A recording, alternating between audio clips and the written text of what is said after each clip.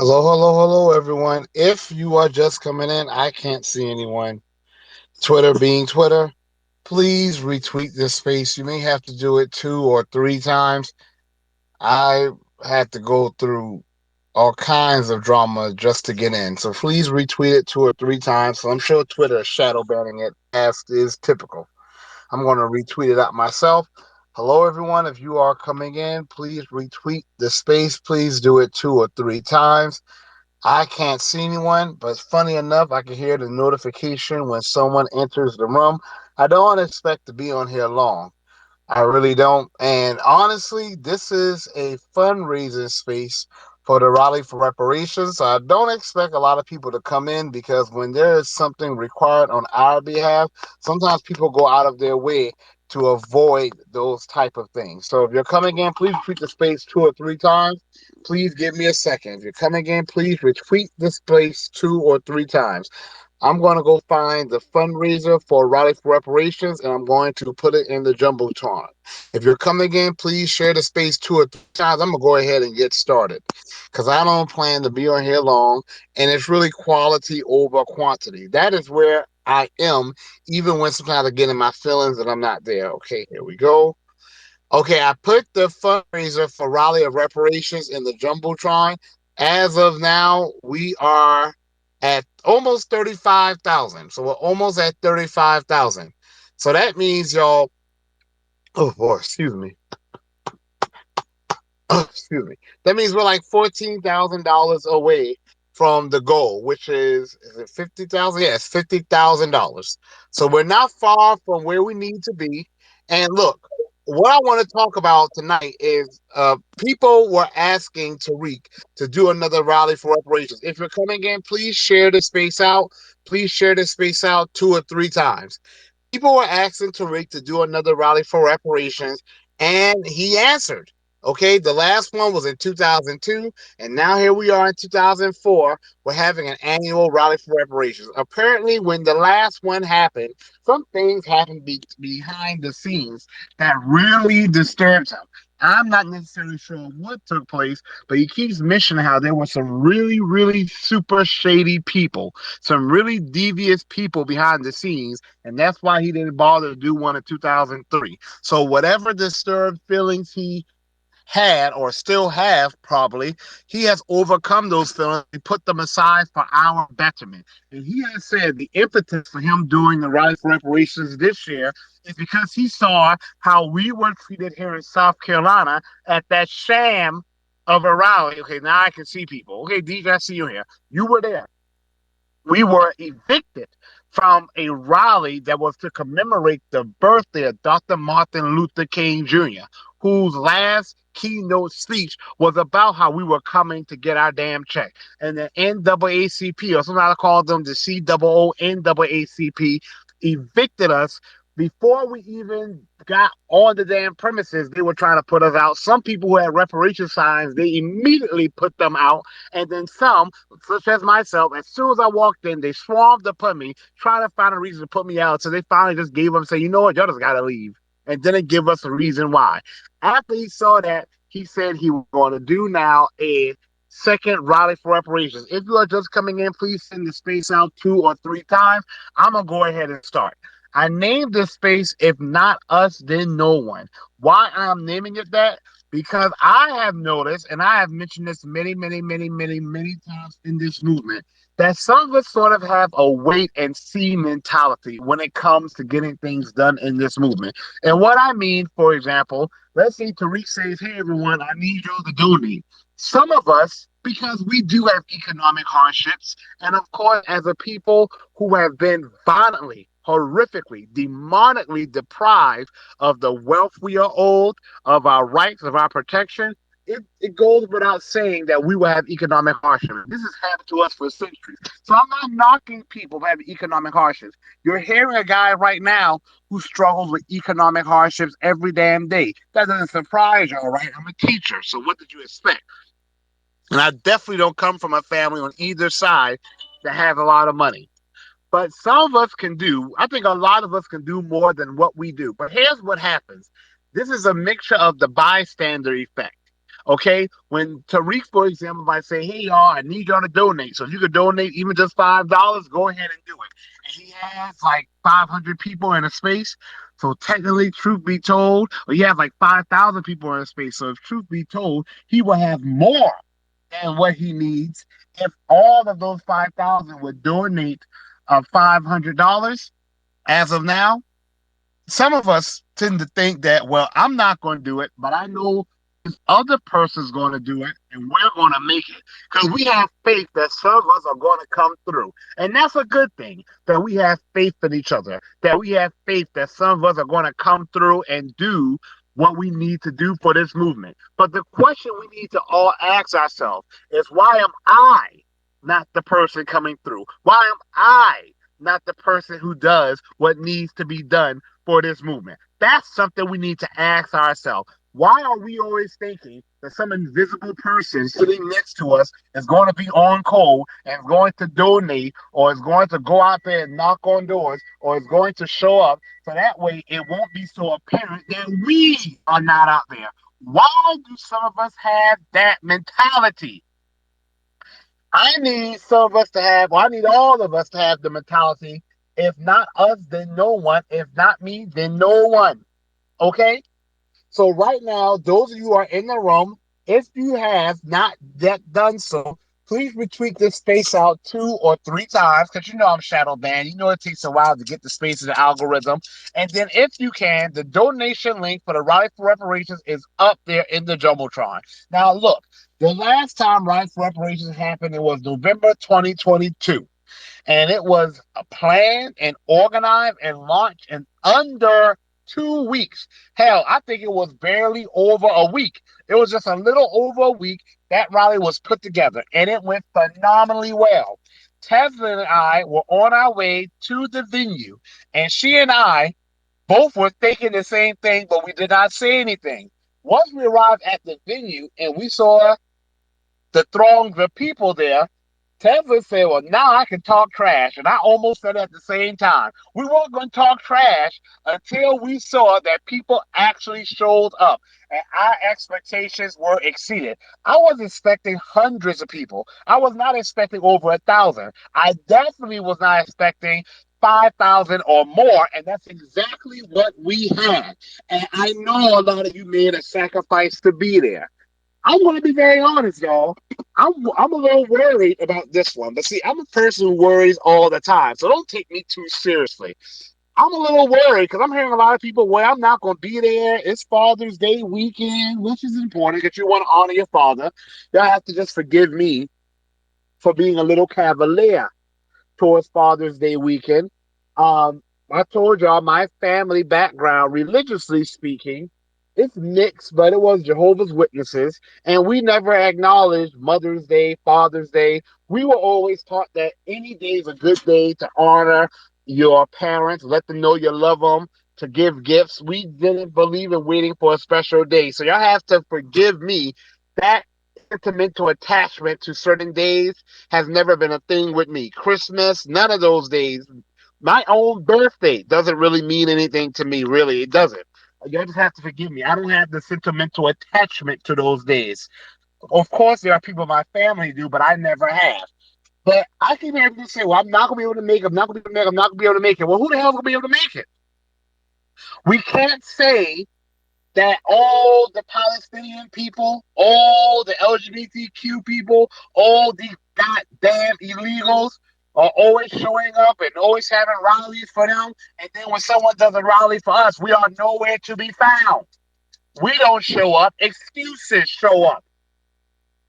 Well, they're not going to pass policies for excuses. They're not even passing policies for us, the people who built this nation, fought for this nation. This nation fought against us. The people who constructed the cities, cleared forests for roads, okay, and towns, laid the railroads throughout the South, partially the Midwest, even the West Coast, and all up and down the East Coast. Who, as Abraham Lincoln said, saved the damn Union, who invented things that modernized the world. I know a lot of us like to say over 50,000. Y'all, can we please update our talking points? The 50,000 patents is just from 1870 to 1830. We were inventing before 1870, and we have definitely kept inventing since 1940.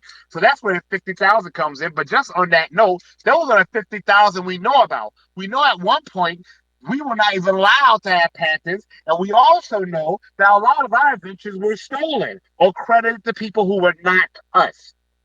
There's that. I can go on about all the amazing things we have done. And yet, these people in Congress know about it as well. Well, some of them do. And they still don't do things for us. So if we ever rally for our reparations that we all claim we want, and we don't show up after we showed up and showed out the last time, that's going to look pretty damn bad. Okay? It really is. And y'all know I don't have faith in anything. Y'all know that. Well, I shouldn't say that. Y'all know I'm a worrier. I'm just that type of person. I'm a worrier. I have faith we're going to show up. Have faith it's going to be fantastic. But look, we have like $50,000 left of the donations. Now, I'm going to be very honest. This donation went up in, y'all give me a second. When did Tariq put this donation up? In April 23rd. Okay? Here we are, just a little over a month, over a month, and we've already raised almost $35,000. So you've been doing very well. You've been doing very well. The question I want us to ask ourselves is, could we do a little more? And let me tell you, fundraising is hard. Fundraising is hard. But look at what's going on with Donald Trump. The man has raised $54 million in under 24 hours. And now here he's at $200 million, according to one of his sons. And I believe him. I have no basis to doubt him. We need to be a bit more like those Trumpsters, okay? When they feel he's under attack, they get at him. We are always under attack. So maybe that's why it's hard for us to get active, because we are in a constant state of being under attack. We're in a constant state of being under siege. And unfortunately, it's normal to us. But you know what's not normal to us?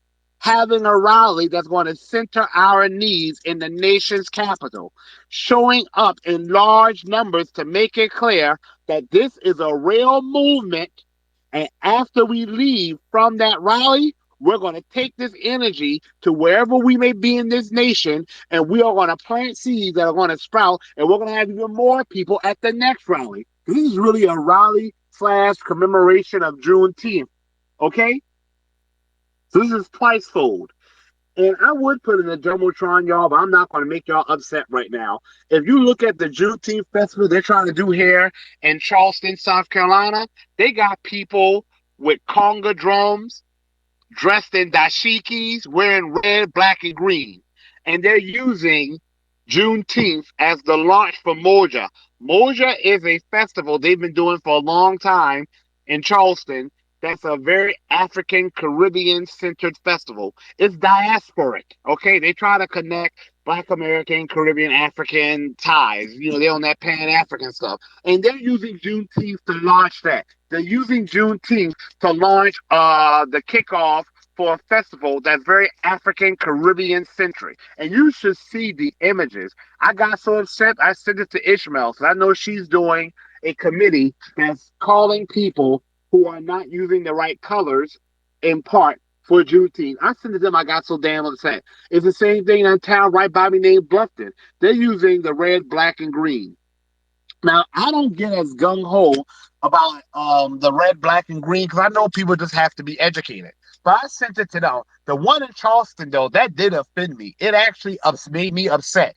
They have them banging on conga drums, bongo drums, djembe drums, dressing dashikis, you know, twisting and jumping around like it's some festival in West Africa. That's not Juneteenth. Okay, wearing the red, black, and green flag as if we don't have the right to wave the flag of the nation that we built and we fought to defend. The point I'm making is the Rally for Reparations is going to be double fold. It's going to be a rally for reparations, but it's also going to be a commemoration of Juneteenth. So that's even two reasons for us to show up. And the reasons for us to show up are multiple. If we don't show up, y'all, no one will. And I hate to say this, There have been other rallies for reparations. There definitely has. This one, however, because the crowds were so unexpectedly large, I'm going to say unexpectedly large, speaking from my perspective, people are looking for us not to be able to exceed what we did the last time. They really are. All these little damn cools and tethers. I don't even care about the wannabe white supremacist bigots. The cools and tethers are looking. They're hoping that we're not able to greatly exceed what we did the last time. Now, I know we are. I know we are going to do so. But we cannot risk not doing so. And listen, I know a lot of us have economic hardship. The cost of living has skyrocketed. The cost of food has skyrocketed. There was an article about how auto insurance, which has always been expensive, has skyrocketed. Everything has gone up except our damn wages. And we don't have our reparations that we should have had upon birth. I get that. And Tariq seemed like he has done very well for himself. I mean, that's kind of obvious. But just because he can pay for something doesn't mean he should have to, especially if it's something for us. Okay? If it's for us, we should not be offended that it's also by us. He's already doing a lot of the legwork and organizing it. And trust me, I've organized events, very small events. I've organized events to give away hams and cornichons. I've organized events to pay for people's meals at black-owned food trucks. I've organized little town halls. I've done a few events that were very, very, very small in nature, and yet they whipped my campaign managers behind. They whipped my behind. They took a lot out of me. I cannot imagine trying to organize something in DC, a place that is already very, very, very bureaucratic, trying to plan for a crowd that will number into the thousands, having to get security, having to pay for people's flights, having to get pay for people's hotel reservations, having to make sure people are safe, having to plan the itinerary. I cannot imagine the enormous amount of stress that must put on a person. I cannot imagine how stressful it might be because wherever you're dealing something with people, you always gonna deal with people's drama. And I just know that has happened. I cannot imagine having all that on me. So if he is putting the rally together, it's not too much for us to ask to put a few cents together and to make a donation. Okay? It's really not a whole lot for him to ask that of us. And I'm pretty sure what he is going to spend is probably going to exceed $50,000. The last time I know he spent way more than that. And he paid for all of that out of his own pocket, to my recollection. And if he did not, then he only collected donations for a very, very short period of time. But as far as I can remember, he paid for all of that out of his own pocket. There's nothing wrong with him asking for donations to help offset the cost.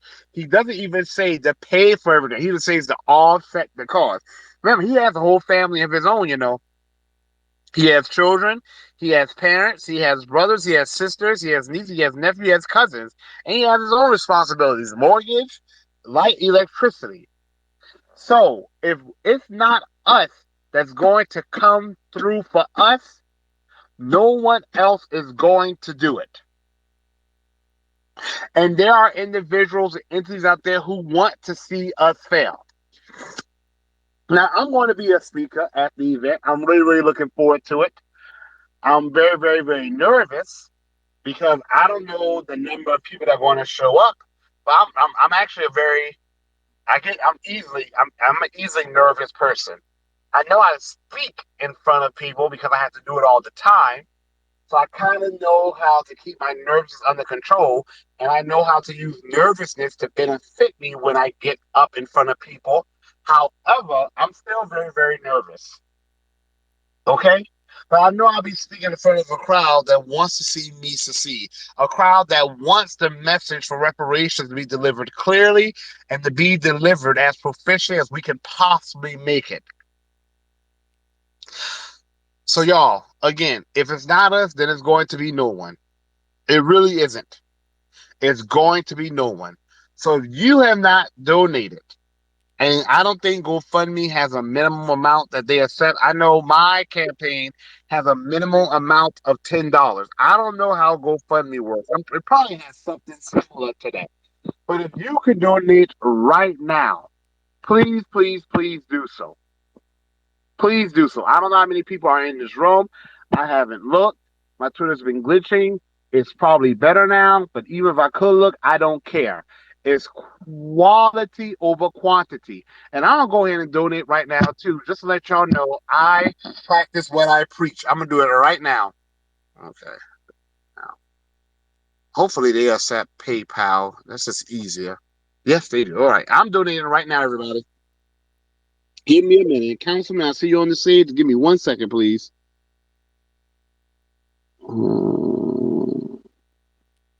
I'm donating right now. I ain't tipping no damn GoFundMe. Hell, half the damn time I don't even put up things that are gonna help black people. Give me a damn break. What's got your damn mind? I'll be damned if I tip some damn GoFundMe. Learn to be fair, then maybe you'll get a damn tip. Y'all give me a second.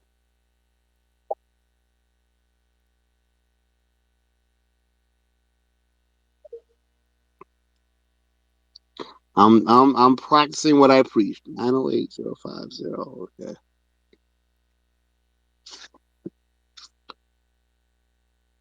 Hell, y'all remember I'm a teacher, okay? So you know I don't got it like that. I saw somebody talk. I remember when teachers used to get paid well. Where and when? Who? Are they talking about these damn white women who had wealthy husbands? I don't know who. What teachers are getting paid well? I mean, teachers necessarily get paid a pittance, but we're not far from there. All right, I did it, y'all. I donated.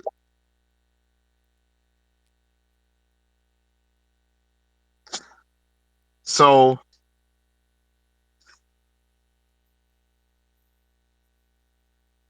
there we go.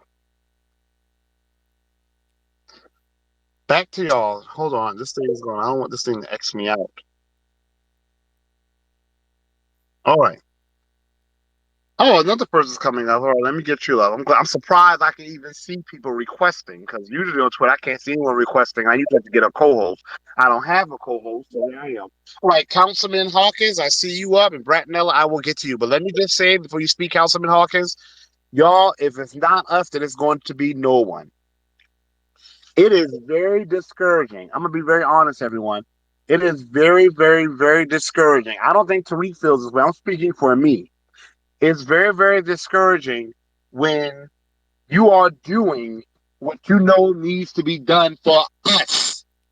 And yet it costs money, everybody. It's going to cost money. It costs money. It really, really does. Whether you're running for office, whether you're doing a nonprofit, a political action committee, whatever initiative we are doing, because it's going to happen politically, y'all. This Rally for Reparations and this last Juneteenth commemoration, this is still political. We understand that, right? Reparations will be done legislatively through Congress. That's political. This is political. And nothing is done politically without money. It's going to cost us. And then when you stand up for us, you get attacked. Then you got to spend money because you're getting attacked.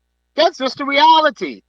I cannot explain to y'all, and I'm better now. I really am. But when I first started, I used to have a hard time asking for donations. I was never a person who asked people for anything. And then sometimes when you really needed it, because you had a vision in mind, and you always know that you're not going to get as much as you need, or as because you can never have enough. You never ever have enough. But when you look and see that you have not gotten anything, I cannot explain to y'all how that's a punch in the gut. I cannot explain to you how discouraging that can be and how you struggle and you question whether it's worth going forward with what you're trying to do. And you ask yourself, why me? Why the hell am I putting myself through this? Why am I suffering on behalf of the movement? Again, I'm speaking for me. I'm not speaking for Tariq. But people really show they support you by what they're willing to spend on you. It's the truth. One of the ultimate expressions of a person truly supporting you is what they're willing to spend on behalf of you or what you're trying to do. Some of us don't have it to spend at all, and that is definitely understandable. Guess what? I'll even go further. I'll say most of us don't have it. Okay? I definitely can say that there's not one of us who has all of it. There might be a few, maybe I can say that, but most of us don't have it. Most of us don't have all of it. But if all of us have something, and all of us could put a little something for it, and if all of us were to do that, there'll be nothing we could not afford outside of reparations. Councilman Hawkins, you have the floor. Absolutely, man. Good evening. Good evening. This is the Rally for Reparations, correct? Yes, sir. Okay, yeah. So I know I've donated several times. I think Tariq Nasheed brought me up on his live once and even thanked me because I told him every time I go into his live, I'm always donated, just like I've donated to your campaign. And I'll donate again. If you could put the link up, I don't know what I did with it because I get links from a lot of Oh, different sure. people. I get links and I don't save them like that because I'm busy. But I donate again while we're on here. But it's interesting when we talk about it, and like in the process of buying my kids some of the stocks and like GameStop and different things that they believe in, because I want them to have a stock portfolio and the stuff that they play. So buy them stocks and Roblox and all this other stuff, so they can see their money growing. But when I look at legislation, we pay, for instance, in our city when we were trying to get a measure passed, we went and hired a consultant firm. As a matter of fact, I could even take it even to when I ran for Congress. I hired a consultant firm, and I was paying them 10 grand a month to essentially, bring me data, put together my strategy and everything like that. Um, but like you were saying, it takes money to get the message out, to get people involved. Nike.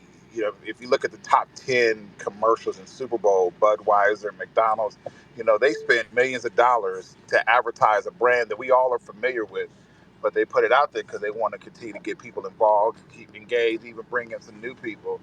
And if reparations is going to be taken serious on the political level, right? It has to be first taken serious with us. We often say, show me that you really are about it, about what effort you're going to put into it. And sometimes I feel like people are, I mean, maybe they don't believe it's going to happen, but in order for it to happen, we got to believe it's going to happen. We have to have that, desire, because if reparations don't happen, um, I see us really not moving forward. There's like really no other strategy for black folks if we don't get reparations in the next, 30, 40 years. I mean, looking at the economists and looking at how black businesses are shrinking, it's not looking good if we're not able to put up our capital. And I say that when it comes down to even, um, you know, uh, developers, right? When you're talking about, monopolizing the development business, in order for a business to get, you guys want to get some shoes? Yes. Yes. We got some time. I can go buy you guys some shoes real quick. Yeah. So, Yes, sir. hey, text your mom and tell her I'm over here at the Nike store real quick. So before you gotta get picked up. Um, yeah. So, I think it's important. So I'm sorry about that. I got my kids, and I just happened to come by the store, and I'm like, let me go ahead and get them some shoes. Which they just got some shoes like 4 days ago. They spoiled. But I say uh, I say that it's important to Can you guys hear me? Yes, I can hear you. Sorry, yeah, I know I came off my Bluetooth. Emmanuel, where's my other phone at? It's in the back. Okay. No, it's fine. Yeah. Yeah, just yeah. So I say that I'll be in a second. Uh, I say that because it's when developers bid on contracts. This is a problem that a lot of people don't discuss. In order to get a government contract for development, you actually have to have the money to put up first. And so if you don't have 10, 15, $20 million, because a lot of times these contracts that they're what you call, oh my God, my brain just froze. It's when you have to pay it first, reimbursement. They're reimbursement. And so, if you don't have the money to match or you have the money in the bank, they're not willing to, even agree to give you the contract. And so we have to push forth. And there's a movement happening. You know, I've never seen reparation being talked about as much in my lifetime. And I'm 45. I've been in politics. I've been elected now 4 years. But this is the first time I've ever seen reparation being talked about this much. And I think it's important to continue to get this movement going and build. Sorry, everybody's calling me right now. Can you guys hear me? Yep, I can hear you. Okay. Yeah, I've never seen individuals, have this much conversation when people are in opposition of it. And this is a good start of it. And so, you know, sometimes people think like, man, I don't have, $50 or $100 to give, $2 can buy a couple of stamps to send information out. It's the little things. And I always tell people, never overlook the little things that you can do. You know, um, when I ran for office as an ex-felon, I didn't, and not one time did I ever think that I couldn't get elected. Never one time didn't think I could get elected. When I started my business and started buying property, not one time did I ever think that. But now that I see that my people really, really need this opportunity and need this moment, I really want to encourage individuals to get behind it. What happened? Oh no, it's just awkward in here without you. Oh, it's awkward in here without me? Okay, here, come on. Oh, y'all about to have a field day in here. Look, you got Jordans. Look. What's that? Are Are those the Jordan 4s? Oh. Yeah, but they're for men. Okay, because they ain't gonna let me focus. So I'm I'm gonna come back up. But yeah, get that link so I can donate again. And then let me get my kids these shoes and I'll come back here because they No, saw, I completely understand. Trust me. they threw out my whole thing. That's a good distraction to have. That's a good Yeah. distraction to have. I love Black families. My donation link is up there, so thank you so much, Councilman. If people aren't following you, they definitely need to give you a follow because you are doing what I want a lot of us to do. You're getting involved in politics. You as an actual elected official, and if you're not elected official, you can probably even speak to the fact that you need a team. It may not even be a big team. It could be even one person, but you need people to help run your campaign, to help knock on those doors, to help call, to help organize interviews, to help collect money, to help you when you're out there speaking to people. But very good, Councilman. Everyone, just to reset, if you're just coming in the room, please share the room out 2 or 3 times. I don't expect to be in here long. The topic of this room, if not us, then no one. I am saying that right now, Tariq is asking for us to raise $50,000 for the Rally for Reparations. That is just a couple of weeks away. And right now, we might be at $36,000, which means we're $14,000 away. And we have a couple of weeks left. I know we can do it. And I was just speaking how sometimes we tend to have this attitude, well, I'm not going to do it, but I know other people got them, so I'm good. It's going to happen, and I'll be able to celebrate with everyone. It's almost like the red hen. We don't want to help bake the bread, but then we want to show it when the bread has been baked, and then we want to get a slice of the bread. No, we can't imagine that if we don't do it, there's these invisible people who are going to come through and do it, and then we get to celebrate. Say B1 or FBA on code, on code. Let us be a part of the team that helps to cause the thing to happen that we are going to celebrate. So if you can donate a small amount, I have the donation link for Rise for Reparations up there in the Jumbotron. Please stay your microphone. I will get to you. Thank you. Okay, Bratnella, it's on you.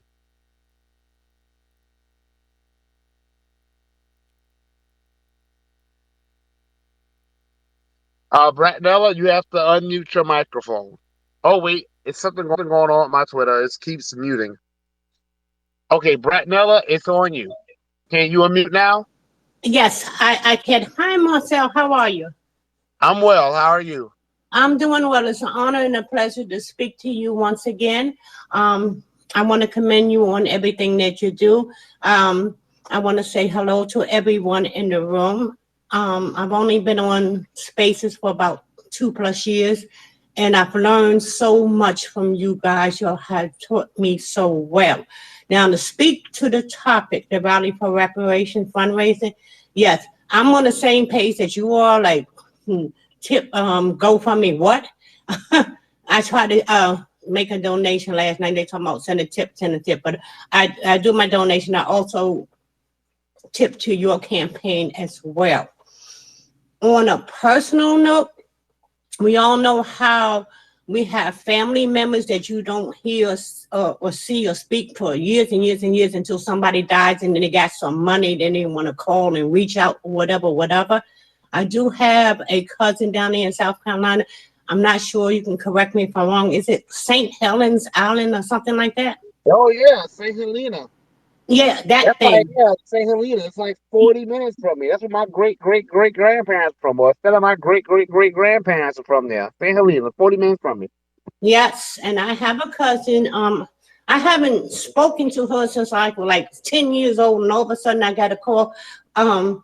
She wants you to call her, yada this, yada that. So, I call her because everybody's trying to get this deceased family member's money that she left behind, and so I asked, I said, "Oh, you down in South Kakalaki?"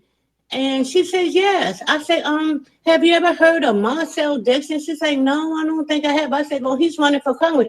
She's like, Jim Clyburn is our congressman." And then she say, "Me He's and not though. He's not. He doesn't represent St. Helena, but I can see why she probably would think that. But no, he doesn't represent St. Helena. yes." And then she's like, and then she proceeded to call him Jimbo. And then she said, "Now, grant you, this woman is like almost 90 years old." She said, "Hold on for a second." She sent me a picture of her husband in a fraternity with Yep, Jimbo. yep, So yep. I That said, sounds okay, right. okay, in the conversation. But what I'm saying is, everyone that I listen to on these spaces, I'm always in listening and learning mode. And sometimes I'll come up and I'll speak. But y'all taught me so much tactics and so much, how to handle different people. When you see they going in this direction and, they're not even trying to hear what you're trying to say, then you just move on and go for it, and go to the next one to see what you can do. So I really appreciate everything you guys do on this. Um, last time you guys came down, I haven't posted and I'm not reposting everything because of my job. They on some shady stuff. And when I posted that I was going to the Rally for Reparation, yada this, yada that, all of a sudden I got called in.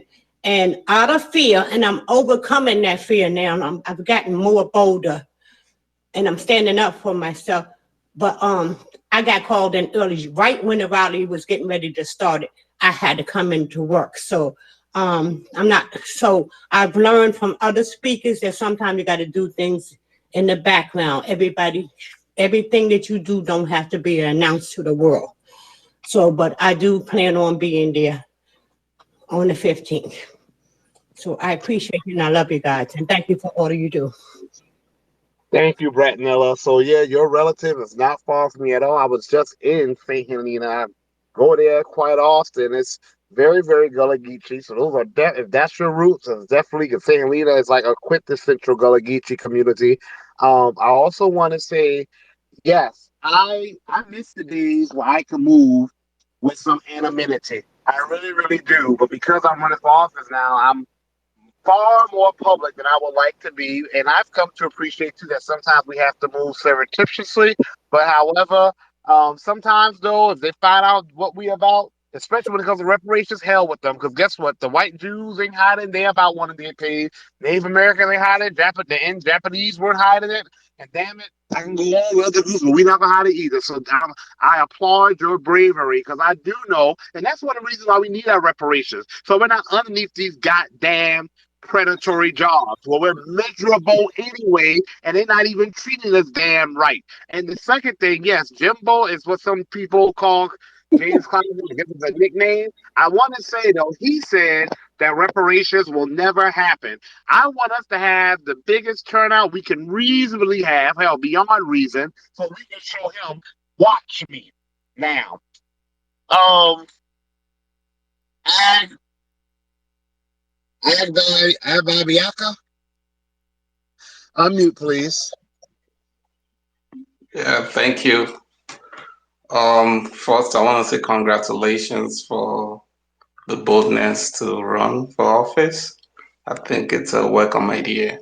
As an African descent in the United States, if you're going for Congress, what are your plans for Africans in the United States? Yeah, what's your plan or what's your stance? Okay, well, that's a little off topic, but I'm going to humor you some since no one else is in the queue behind you. What's my plan for Africans? Yes. Well, if an African is here illegally, my plan is to deport them. Now, if an African is here legally, my plan is to make sure that everyone's rights are protected. So that's the extent of it right there. I don't have no specific plan for Africans, and guess what? There is no African nation that has a specific plan for me. Outside of if I have money, they are incentivizing dual citizenship. But outside of that, I have no specific plan for Africans. Anyone who is not an American citizen that's here, if you're here illegally, you will be deported immediately. That's my plan. If you're not here illegally, then I plan to protect your constitutional rights so that you can enjoy all the great things that Black Americans worked and fought for that you enjoy in this nation. Yeah, I'm not talking about illegal immigrants. I'm talking about people that are here legally and they are citizens of this country. So as a congressman, you'll be also congressman not just for the FBAs but for everyone. For so you're not just congressman for some set of people. So that's what I'm saying. Okay, well, have you been to my website? No. Because if you would have gone to my website, you would see I have a platform that has all sorts of issues. And those issues include, I believe in things like universal health care. I believe that Black Americans, freedmen, and other law abiding citizens should have access to more guns to protect ourselves. I have a plan for rural transportation so that especially people in all areas, but mainly rural areas, if you don't have transportation in rural areas, your quality of life takes a deep, deep, deep decline.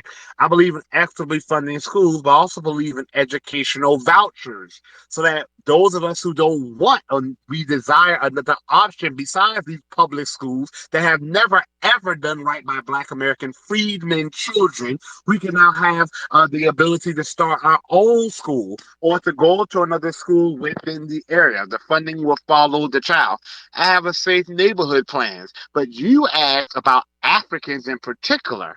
So I answer your question about Africans in particular. I have no special plan for Africans. I'm not running for office in any African nation. And by the way, I can't do anything particularly for Africans because there is no African identity. And as an African, you know that. You know damn well y'all don't identify African. Y'all in your countries identifying by tribe. Matter of fact, I've been to 6 African nations. And every single last one of those 6 African nations outside of Egypt, which I did not like Egypt, by the way, but outside of Egypt and all the other nations I visited, Kenya, Nigeria, Egypt, Egypt is the only exception. Sudan, Ethiopia, Ghana. There were various tribes in those nations, and those tribes fought like cats and dogs. Matter of fact, you did one thing for one tribe, and the other tribe had a completely different set of needs. So there was no one package deal that would benefit everyone necessarily. You know that. Now, what do you think? Are you going to be at this rally for reparations? Are you going to be there as a true ally? No, I'm not in support of reparation. I have a different stance on reparation, but I don't have a problem with you as a congressman. I feel I could make donations, and as long as your policy covered, everyone, not just, Black Americans, but all. And if you're doing anything for Black Americans, you cover Africans as well, because we all want Black people. And there's no, Stop. say that again.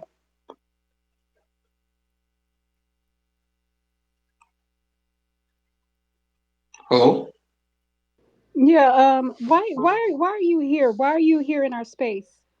He's being real Why did disingenuous. you We come dealt with into him this in Afro space, Elite sir? space. Why did you come here? What do you mean? Why did I come here? Why did you come into a codified reparation space? So tell us. Always keep a second phone because that other phone, the stage just dropped unexpectedly. So y'all may have a little bit of an echo. I'm sorry. I said What? I'm in support for No. myself for Congress. Oh. It's a good. Okay. Okay, Hold on. Wait. Okay. Let me see. Can y'all hear me? I can hear you, Marcel. Okay. Great. So, first of all, Agbabiaka, I'm humoring you by entertaining your question. This is very off topic, but I actually enjoy conversations like this because this says a lot about how a lot of you, quote unquote, black brothers and sisters from other nations feel about us.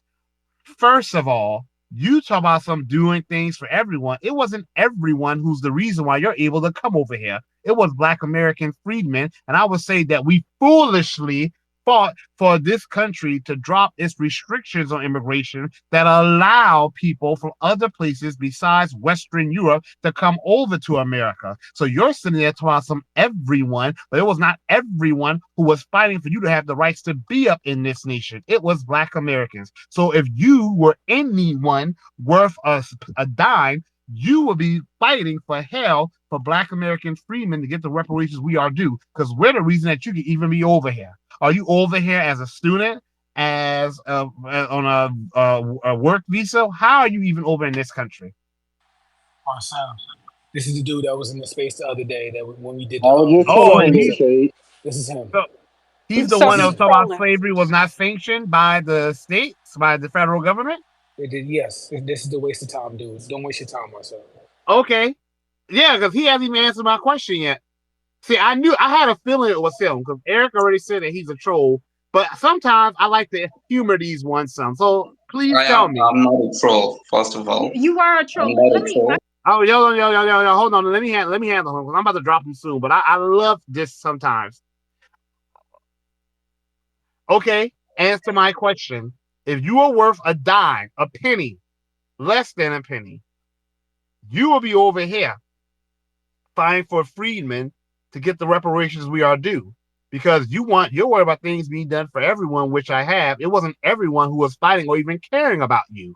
We foolishly did it because we thought y'all would come over here and be true allies. We've been proven wrong time and time again, like you're proving right now. So So I just said before that I support you for Congress. I just want to know your stance on, and your policies. And I personally am not for reparations just because it could be done in some other way in terms of exemptions and not just handing out money to people. So I have first of a all, different. okay, they're not handing out money to people. They're handing out money that they owe to freedmen. And if you know the history How of do you America, which quantify that? What do you mean the money they owe? How do you quantify the amount of money they owe? y'all, this is a good preview of my speech I'm gonna give at Right for Reparations. This is actually I covered this in my first speech at Right for Reparations. First of all, they're not handing out money, they're paying what they owe. That's first of all. Two, it's not people, it's a particular group of people who have a status. Those are three. Three, the way you quantify the wealth that we generated for this nation, which first of all, turn your microphone off, please. You quantify that the wealth we generated for this nation. At the end of slavery, they generated the value of our bodies, which is dehumanizing to even say, but they quantified the value of our bodies somewhere from 48 to 84 trillion dollars. It has been quantified that anti-Black American racism sanctioned by the government has cost us $70 trillion. If you were to pay us what they recommend as the minimum wage right now, they would, which my plan does, and you pay us 6 days a week for 12 hours a day, it will be $120 trillion. There are many formulas out there. If you cared enough, you would have researched them. There's many formulas out there. But guess what? Anyways, I'm not. I wish you guys good luck on getting your reparation. But Thank you. I'm actually talking Thank to you. you based on as Please a drop him. He's politician. very I'm irritating. talking to you as a Thank you. Well, politician, and I feel you should bring Agba, people together as a politician. You need more people, not less people. So if you're gonna win as a politician, you need more people. You need to bring people together, and the Black American population in the Africans United trying to bring States somebody has together, but not doing. y'all. Let me deal with him, please. Let me deal with him. the Black Agba, American population. Why is it still 13%? And the Hispanic population First has of all, been. stop. First of all, I don't need political advice from you. I'm not sure which country you're from in Africa, But I promise you, if you name the country, I can name all kinds of political dishevel, extreme poverty, and tribal conflict. So if you want to give someone advice, you can go back to your nation and start there and show us how it's done. That's number one. Number two, I will bring people together, but I'm not going to bring people together at the expense of my people getting what we're owed.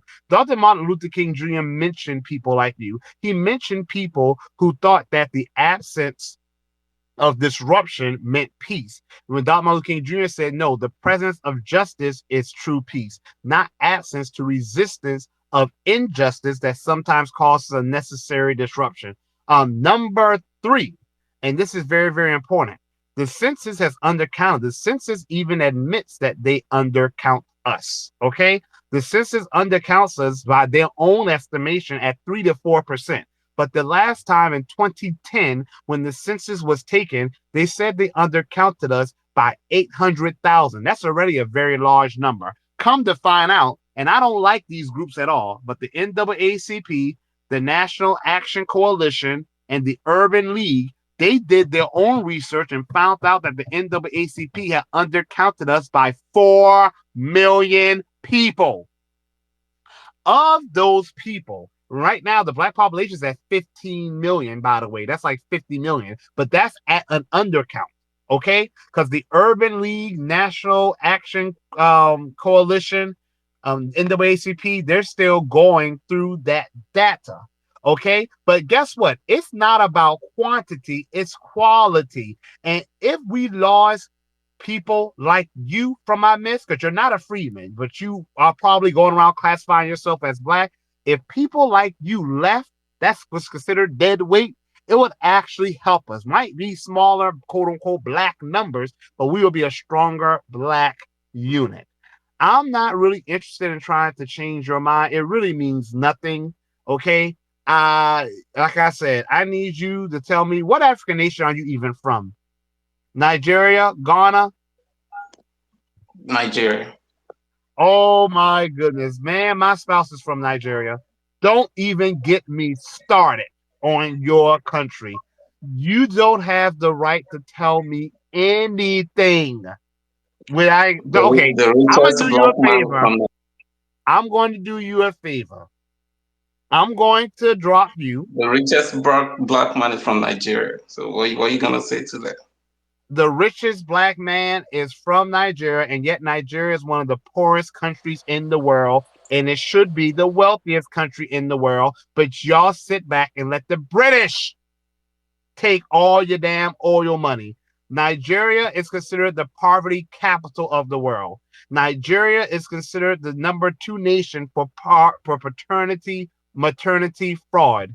Nigeria is also considered a nation that's the worst place to raise a child. These are not things I am saying. These are things that have been reported. Nigeria is also going through a massive brain drain.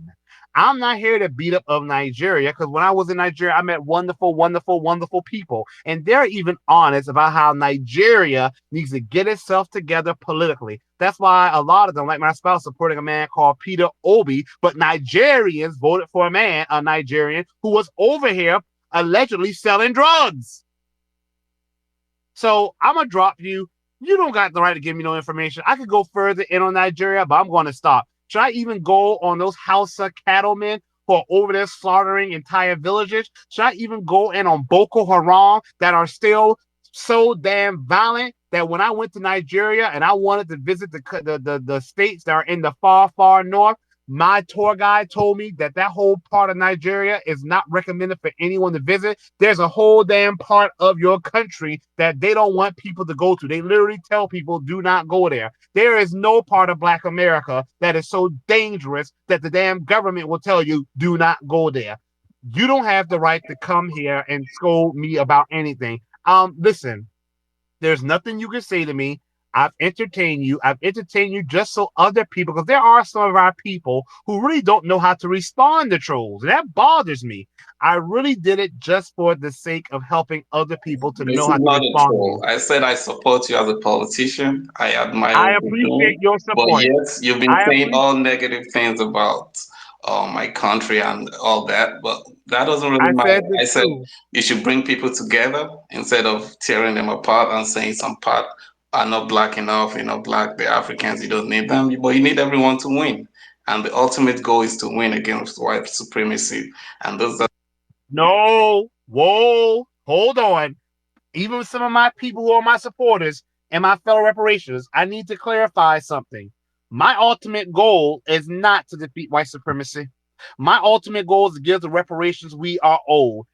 Now, do I want white supremacy to end? Absolutely. But am I going to put that responsibility on my shoulders or the soldiers of my people while you got Asian Americans and Pacific Islanders and white Holocaust survivors and their descendants, and you got these non white Hispanics who are all going around, and when white supremacy rears its ugly head, they say, hey, we don't care about white supremacy. Just make sure that we are protected from it. Make sure that we do good. My people deserve to live in a nation where we can just enjoy our reparations and not have to worry about being the saviors of the goddamn world. If someone comes with a plan to defeat white supremacy, I'll be the first one there to help them stop it. But I'll be damned if I put the responsibility for ending white supremacy on the shoulders of my people. I'll be damned if I tell my people to get their sons and daughters and mothers and fathers and cousins and uncles and aunts and grandmothers and grandfathers and all the other people they care about and put them on the front lines against fighting white supremacy. What I'll fight for right now is for us to be protected from white supremacy. The same thing those Asian Americans and Pacific Islanders did when they were dealing with white supremacists and that we have been dealing with for centuries.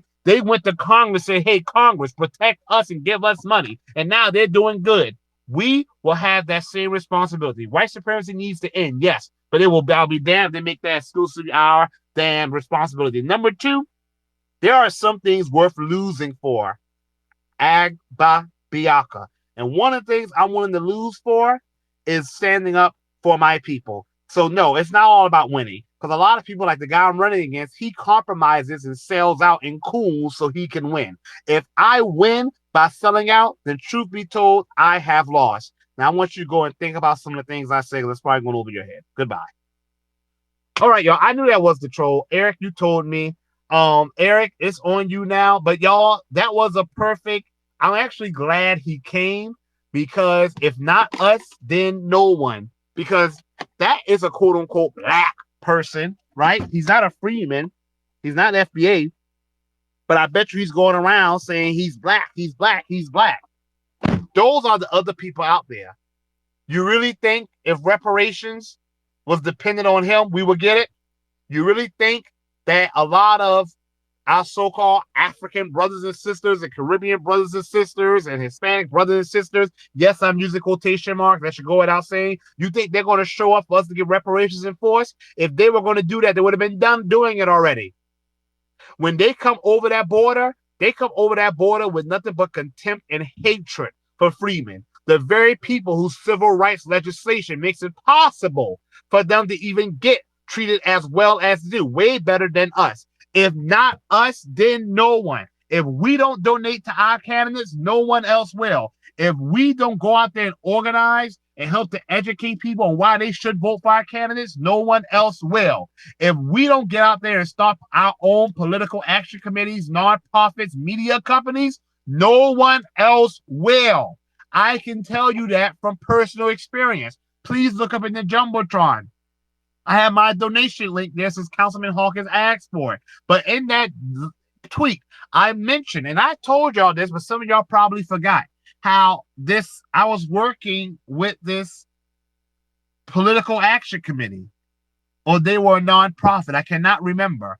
And when they found out, even though I told these people from the get-go, but I guess they wanted my money. But when I stood my ground on not becoming an LGBTQ candidate, y'all remember the good old days where I was being accused of being an LGBTQ candidate? Remember those days?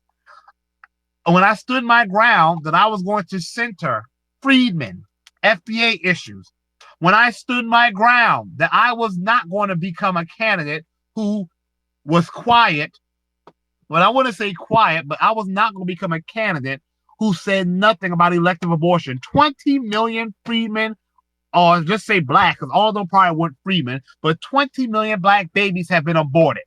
If that was not the case, even with the census undercounting us right now, we would have a population of 70 million, possibly 80 million or 90 million, because those people would have had their own children. They don't ever tell these illegals to abort their babies. Matter of fact, they encourage them to abort their babies so they can sponsor their citizenship, because now their anchor babies are citizen. Okay? And most of all, when I told them that I was strongly against mass immigration, illegal immigration, and I was for mass deportation right away, they dropped me. Then I had this Republican political action committee reach out to me. And if y'all think I'm lying, you can ask my campaign manager. He was on the phone with me. I have the email when they said they will not be able to help me again. They never gave a reason. I know what's the reason. I was going to stand my ground for reparations, and I did. You know what? After this is over, I'll have to find those emails and put them in my Jumbotron, just in case anyone thinks I'm making it up, because y'all know I don't make things up. I've lost big daughters because I stood on my square. So if not us, it will be no one. And when I say that, I'm talking from experience. Because when I stood up for us, it was things that would help other people too, yes. But when I stood up for us, no one else came. Only y'all came. It's the same thing now with Tariq. It's going to be us that has to come through. Eric, you have the floor. Okay, thank you, brother Marcel. Shout out to everybody in the space. I just wanted to say you doing a very good job, and that just goes to show you that it's just us against this battle against the true enemy, which is these white supremacists when we're fighting for our reparations. And that last dude, we dealt with him before in Afro Elite Space a couple of days ago. That just goes to show you that if he can waste his time, energy, and the little resources and the little brain cells that he has to come into these Twitter spaces and just waste time, he can be using that energy to help his people in Nigeria. They got enough struggles going in over there, but he do the opposite of that and come his ass up in here talking real stupid to a birder that's been certified ever since I seen you come on these Twitter space streets. It just goes to show you that. Somebody talking because I can't hear him. Yeah, I don't know if the brother could hear me or not, but I'm just gonna land my plane and just say it's all gonna be us coming together as one and putting our money where our mouth is. And cowards like that come from their homeland, they are fleeing from their people, knowing damn well they're going through trials and tribulations in their homeland. It just goes to show you that they will always have a coward mentality. Marcel, keep up the good work and keep doing your thing. I land. Thank you a whole lot. Let me say, all Africans are not like him. And you know what his issue is? I don't understand, and I don't care to understand. Just remember, I don't understand, and I don't care to understand. I don't want y'all to think, oh, Marcel stays up late wondering why they hate us, why they don't like us. I don't give a fuck. Okay? I really don't care. I hate when some of us go to these bigots, these wannabe white supremacists. Why you hate me, man? Why you hate me, man? I don't care why they hate us. Hate them back. Hate them back. I'll be damned if I will lose a moment of sleep caring about why some bigot hates us. They hate us because they ain't us. However, I do find it interesting that this guy came up here. He was like, he thinks there's a better way for reparations. My thing is, this is going to sound a little jarring to y'all. I am against mass immigration, yes.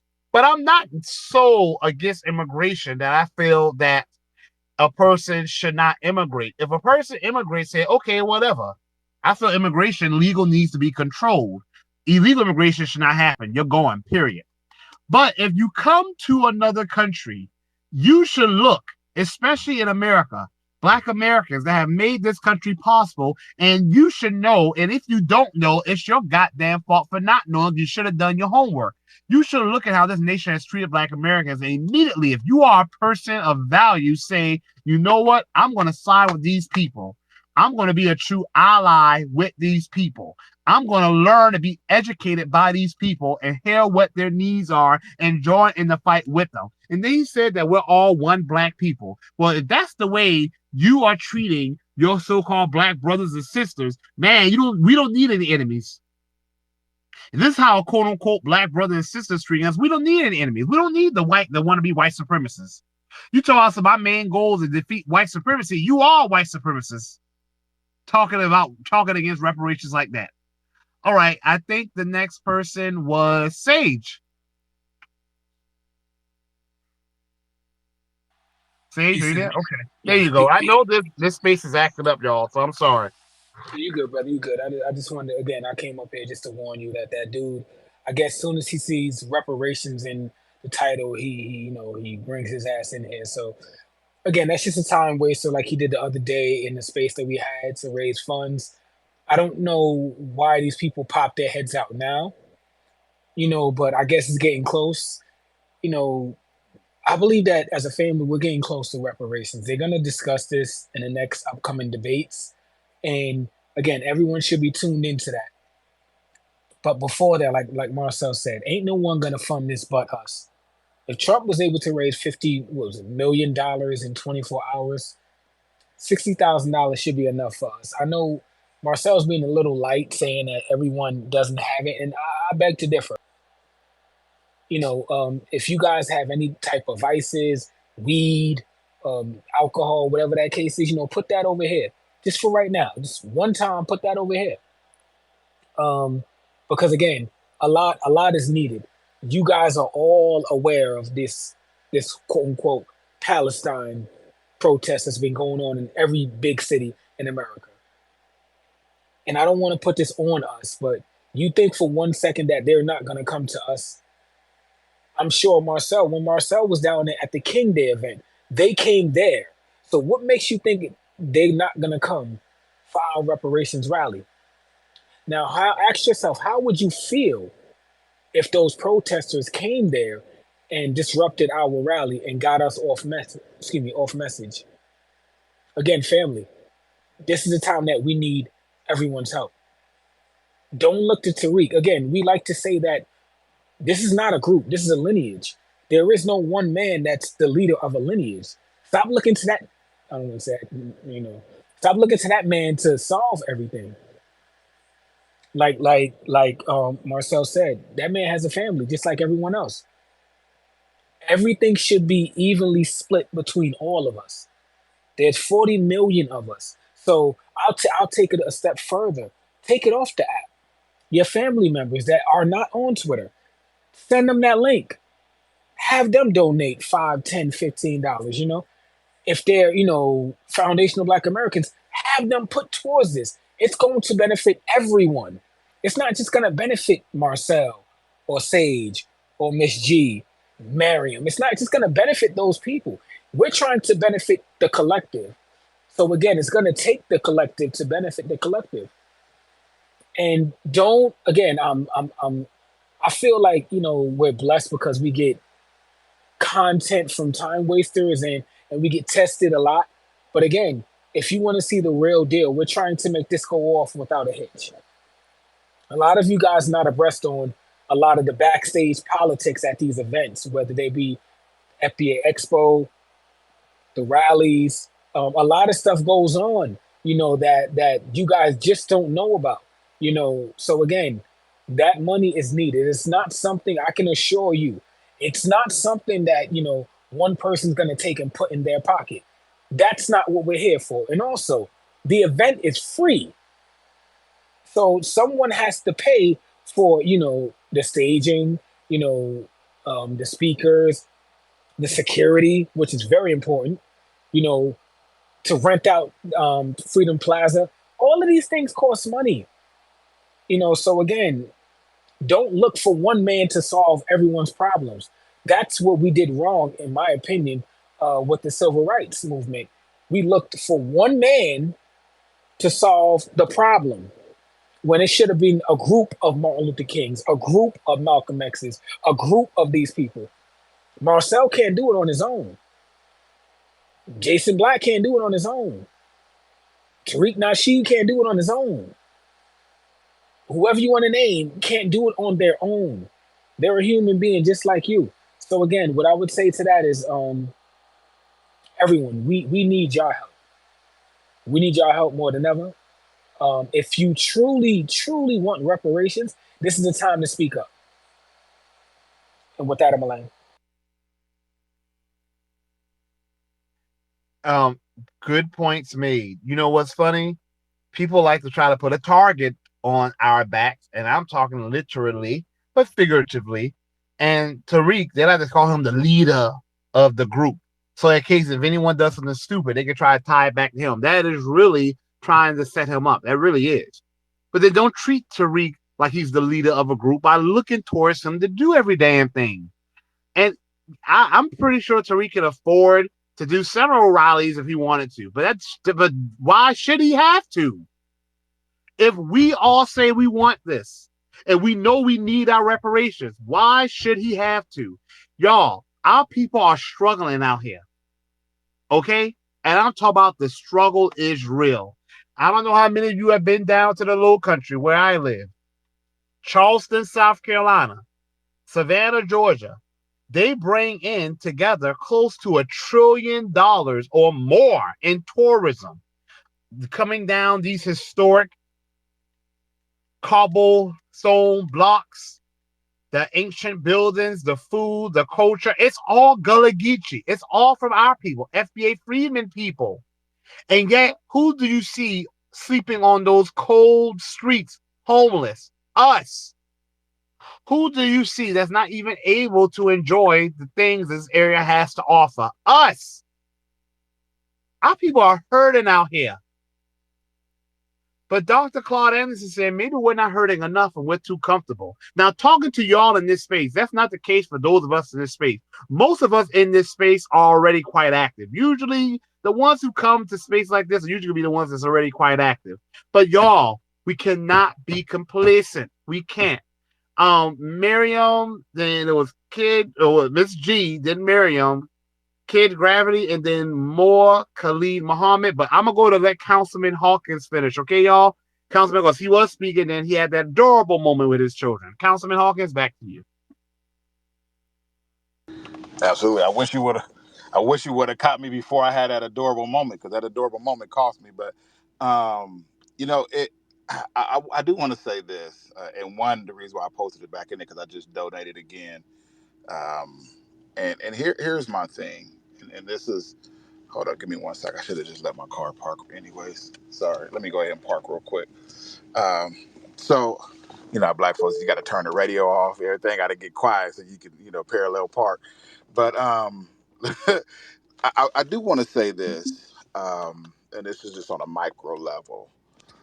I don't know how many elected officials are in your individual city, but I just want you to think about this for a moment. In my city, there's five of us. There's five people that sits on the dais. I'm one of five people. And at the end of every council meeting, like tomorrow night, I'm really excited. I'm actually gonna post my proclamation tomorrow, because I'm excited about the proclamation that I wrote up and having voted on, and it's going to be the first time I actually introduce a proclamation in my city to talk about our city being supportive of reparations. Think about that. I'm one of five, and I'm the only black on my on the dais, first black elected official in my city's history. And every city gets money, right? Every city gets money allocated from the state and federal. And when we got the ARPA plan, the ARPA money, the American Rescue Plan money, and at the end of each meeting is what we call, future requests. And future requests is for anything that I want to have done in the community. And I'm sharing this with you guys because imagine if three individuals on here in the same city, or you go and get two other individuals and you run for an office in the same city. And some cities have 9 in the ward or whatever your alderman is, but in my city, just happen to have 5. um, Whatever the majority of it is, you get enough individuals, you can move money around in your community that can specifically target areas in your community. I wish I was at home and we were on like one of the Instagram live, because I can show you my home is right across from a park in my city. And one of the first things I did when I got elected is I did this huge event at that park, and I let everybody know that was sleeping at the park. It was a habitat for homelessness, and because I still live in the middle of the hood. Like no matter how much money I made, I didn't move out because I didn't want to take my dollars. I didn't want to take my money out. I wanted to build right where I'm at. And one of the first thing I did was allocated money to redoing that whole park. Redid that whole park, put a full outside exercise equipment, and redid everything at that park. But then I made sure that I did the parks, and so now everywhere in my city, all the parks are redone. Every one of the parks are redone. When we got our American Rescue Plan money, I made sure that all of our pipes and our wells and our water treatment facilities were up to date. So now everything is modern and it's new and it's electrical, and you can look on it through the internet. So all of it is tapped in through Wi-Fi. These are things that I wanted to make sure was done. Then we allocated money for small business. But I did something different because a lot of times when you put money out there for small business, they got to have all this massive paperwork and tax returns. But I did what I call a startup initiative. If your business was new and you wanted to start up, then you had access to startup money, you know. And I made sure, and it was funny because the next city over, if anybody ever look up the city of Hemet, it was a sundown town in California. They had 120 some applicants for their business, and 17 of those businesses were blacks that got denied. And I tell that because they know how to write language in there to knowing how we do our business. And a lot of times you don't have access to a CPA, or you don't have access to get certain stamps and just get certain paperwork done. And so if you don't have the type of funding, they know how to write that in there as a requirement to have.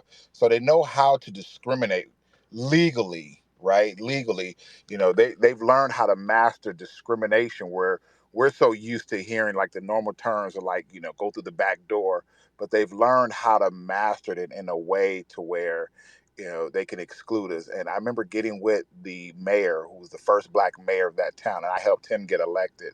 And I remember getting with him to rewrite their whole requirements for that same funding, because we did it in our city and we only had 6 questions. Are you a resident in my city? The type of business you want to start. If you were a startup, you didn't get access to all the money that you could get, but at least you got startup money. And then you can come back on our next round and get access to the full money, because then you will have the paperwork to be able to pay for all those things. And I say that because a lot of times we don't realize how important it is for us to get in these spaces, to get in these seats, so we can make these decisions happen. And if you affect local, right? Because my affect local has affected my state assembly seat. Because now I have a state assemblyman, Dr. Corey Jackson. I got him put into office 2 years ago. So now I have someone in Sacramento, in California, and guess what he's putting forward? He's supporting the reparations bill. So now here I am local, my city, I got my assemblyman, and I'm working on my state senator as we speak. And I've already contacted the one who, she was Republican, but good thing she got redistricted out. So my new state senator that's going to be coming in, she's a reparationist. So now I have my assemblyman and I have my senator. So I got 2 votes checked off on my road to 63 to get reparations. So I'm making sure that my district is set up. And it all started with me running for a city council seat and then getting the next city over. Now I'm working on Temecula. And if anybody's been paying attention, Temecula has become a breeding ground of white supremacy. It's been really big in the news, and I went viral over some stuff. So tomorrow, keep us in prayer, because I'm trying to recall one of the president of the school board trustee. One of them, he's already resigned about 3 months ago, because I put a lot of pressure on him. I'm one of them type of politicians that I'm going to come to your dais, I'm coming to your council meeting, I'm coming to your board of supervisor meeting, and I'm going to call you out on irregularities or whatever you're doing false and wrong. And this is the type of power that we have. And this is the types of things that we could be doing. So I'm encouraging individuals, start getting in those spaces, start running for these seats, so we can start having power at the local level, and we can push this thing right on up, because you start local, you end at the top. And the last thing I want to say, because I'm on my way to a meeting real quick, or their engagement meeting, but I want to say this. And the reason why I donate, and I'm not even going to be able to attend the reparations rally because I'm getting an award here in my state, for some, I don't know, some award that I'm getting.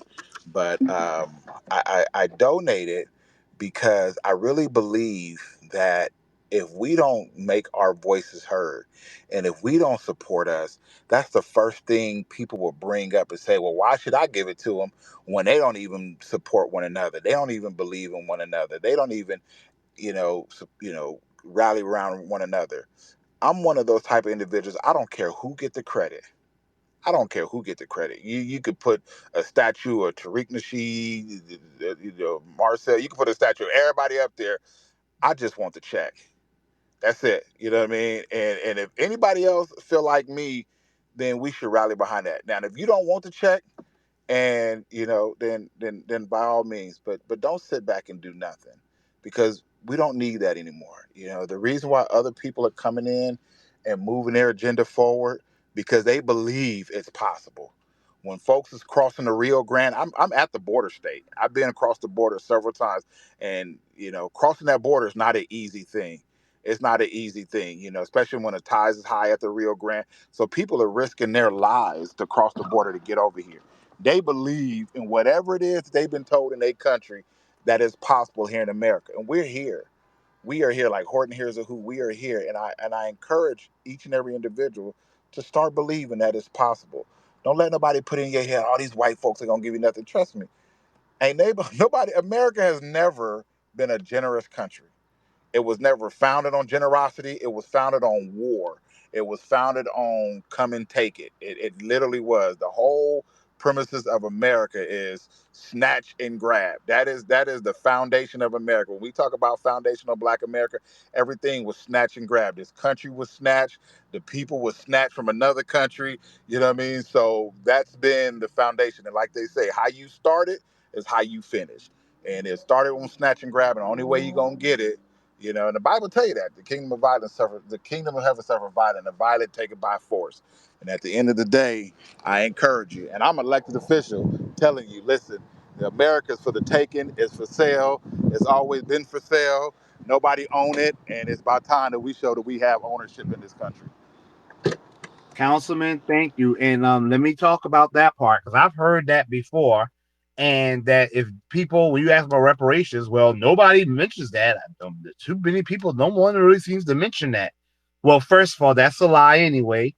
Second of all, even if they did not mention it, it's still something that's a need. But he is absolutely right. They do say that because remember those two guys down in Tennessee that they expelled from the state legislature? Of course, they were eventually reinstated. And remember how they didn't expel the white one, but they expelled the two black guys?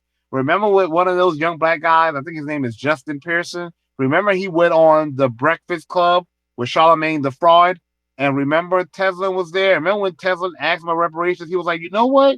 I don't hear too many people mention that. That is the first thing they will say. Now, of course, he's a hypocrite because he talks about trans people, and his district is a majority black district, largely elderly. You think old black people in Tennessee, the first thing that comes out their mouth when he speaks to them are trans people? How many of those old black people do you think are mentioning to him trans people? I bet you not near one of them. And yet he doesn't mind talking about that. So they will use it as an excuse. They will say, well, there doesn't seem to be a whole lot of support for that. And second of all, y'all, just seeing a lot of us show up by donating, but also seeing a lot of us show up in DC, that encourages other people who probably can't make it or who probably were on the fence about whether they should be vocal about reparations. That encourages them to now stand up and say, you know what, I'm going to make my voice heard about reparations. We don't know whom this will impact on a level where it will now activate them to want to go out there and want to stand 10 toes down for reparations if we're still using that expression. I don't know, Mr. Zell, are you still in? Okay, it's Miriam, it's you, then it's Mr. Zell, and I can't remember. But Miriam, Hey, good evening, family. Be one to you all. Um, it is amazing this time in our lives to be breathing.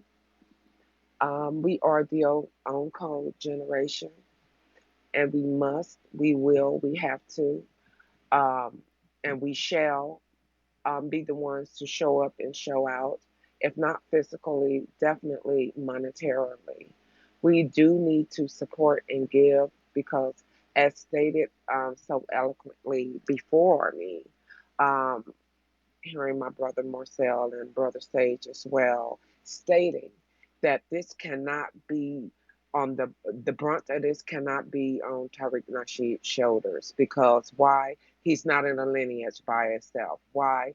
Because our lineage has no leader. We are all accountable. We lead ourselves, and we are all accountable for one another's actions, your own actions, and we hold each other to that code. And if you're codified, you're going to do the right morally thing to do.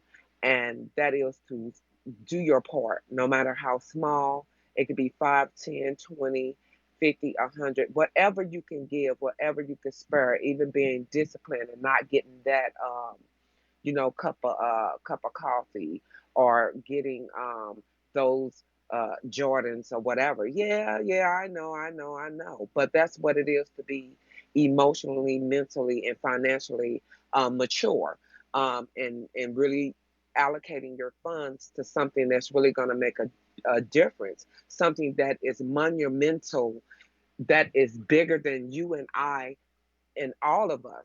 It's about the whole totality of us surviving as a lineage, marking our space, marking our God given right and our presence in time. This will be straight up for the archives, not only making history, FBA Freedmen history, but this is world history. Why? Because we are the true indigenous Aboriginal Americans, descendants of chattel slavery. We were here already, and some of our ancestry came over. We are a very unique people. This government has done wrong by us.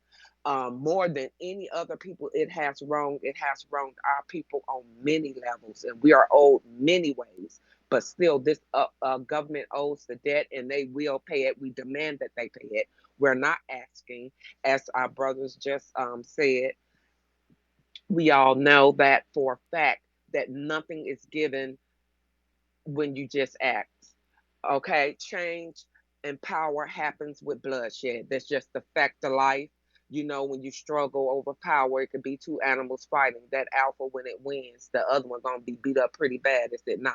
It's gonna take that rulership, and man is you know has evolved from his animalhood, if you will, or that type of intellect, and supposed to be able to have intellectual prowess and able to move and shake on many different levels, including spiritually, economically, morally, and have that sense of humanity, that sense of familyhood and responsibility. What happened to our moral responsibility and our economical responsibility, not only to ourselves and our own direct family, but to our lineage?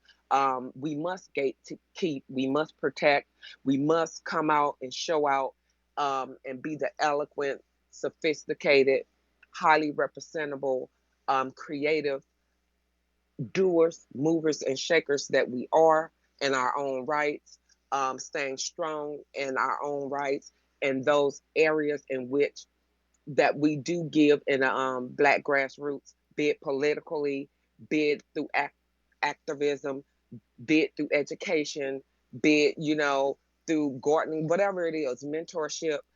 Show up, do your part, but mainly let's support our lineage. Let's support the Rally for Reparations Juneteenth celebration, because, like I said, we want Washington, D.C. to feel this earthquake, okay? We are the vibration that moves, we are the vibration that influence.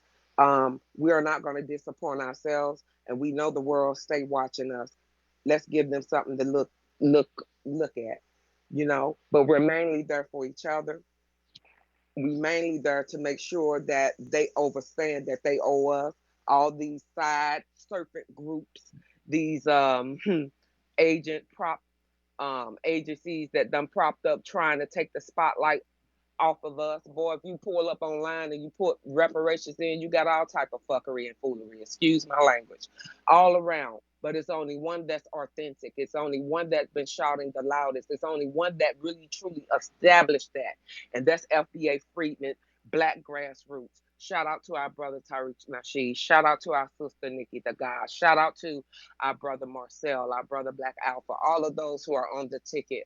Um, to be presented for Dr. Randy Short and all the other wonderful pillars of the communities and master teachers who will be present.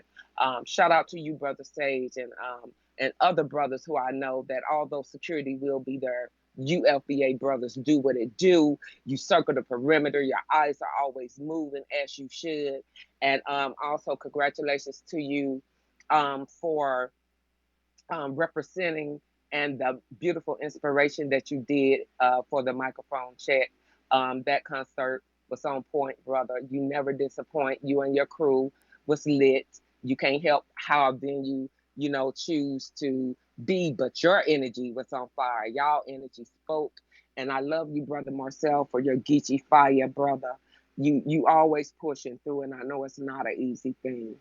So I just want you to know and give you your flowers. And that's what I do. I believe in giving each other our flowers. Shout out also to our writers, to our true allies like our brother Kid Gravity and others who are in the diaspora, who are truly about supporting us and truly be first because that's how you support.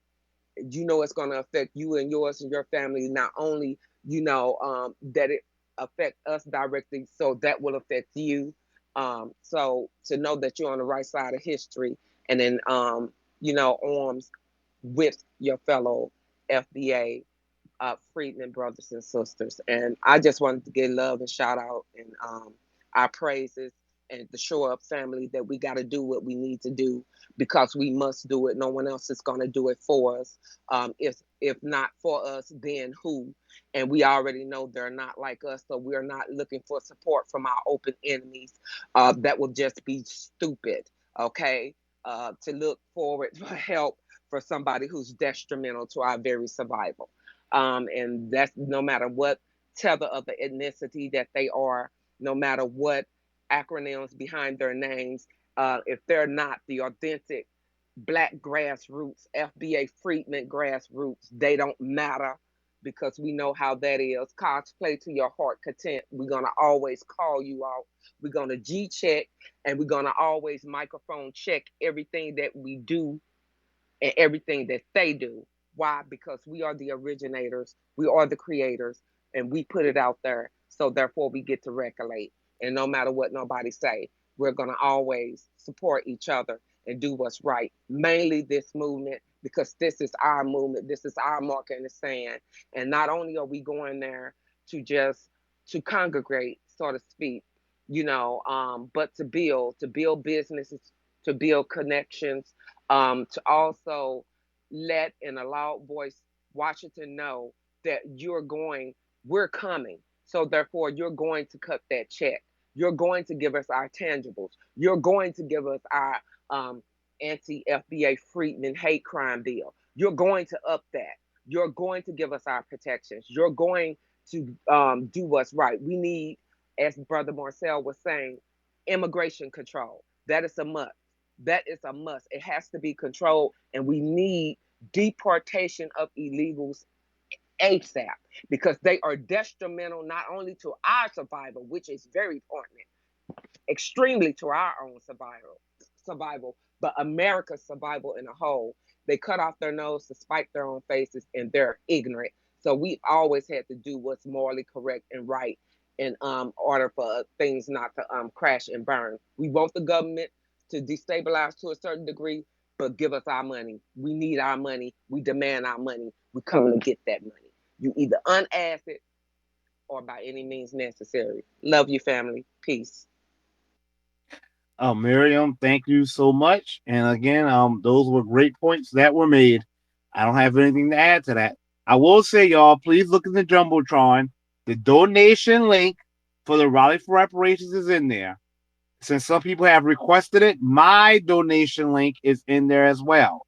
But also, there's a petition for Slow Joe Crow Biden to start or to issue an executive order to start a task force to study reparations. Now, y'all might be wondering, why the hell is a study? We don't need a study. Well, that's because at the executive level, all he can do is really issue a study and form a task force. And he can also bring back the Freedmen's Bureau. which may not be reparations, but it'll be specificity, which will be a good damn foundation reparations. If he's going to, if money's going to be spent, that goes through Congress. What we're saying to the senile old Jim Crow bastard is that he can right now issue an executive order to form a task force and bring back the Freeman's Bureau. So please sign, please sign. I know a lot of us got this. I don't like that person. I don't like that person thing. I think that's all silly and immature. But we do have that. That does happen, and I understand and I get it. But I think that's immature sometimes, especially if we have something that can help move our movement forward. Put your damn feelings aside and let's get the work done. There's some people I don't think too highly of either, and you wouldn't know it because I work right with them. The donation link is there. Okay, y'all. This is not for us to have a good old powwow. This is to try to raise money.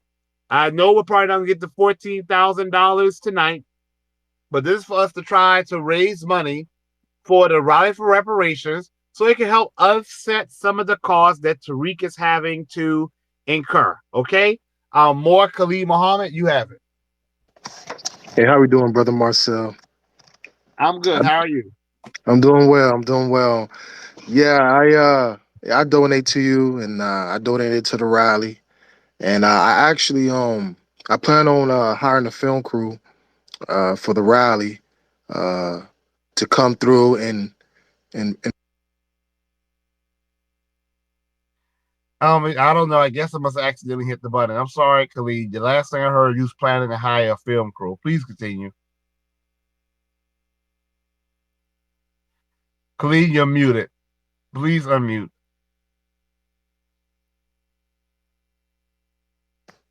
yeah, I was muted by the host, but yeah, so yeah, I was looking to probably hire a film crew. It's gonna be a couple grand, so that's gonna be my donation for the rally, and it's gonna come from the perspective of the people because the rally is really for us. And like the brother said, we don't need no leaders. It's about a code and and the message. So I really want to hear from the people that's there. Like the sister said, let's come and represent and come dressed appropriately.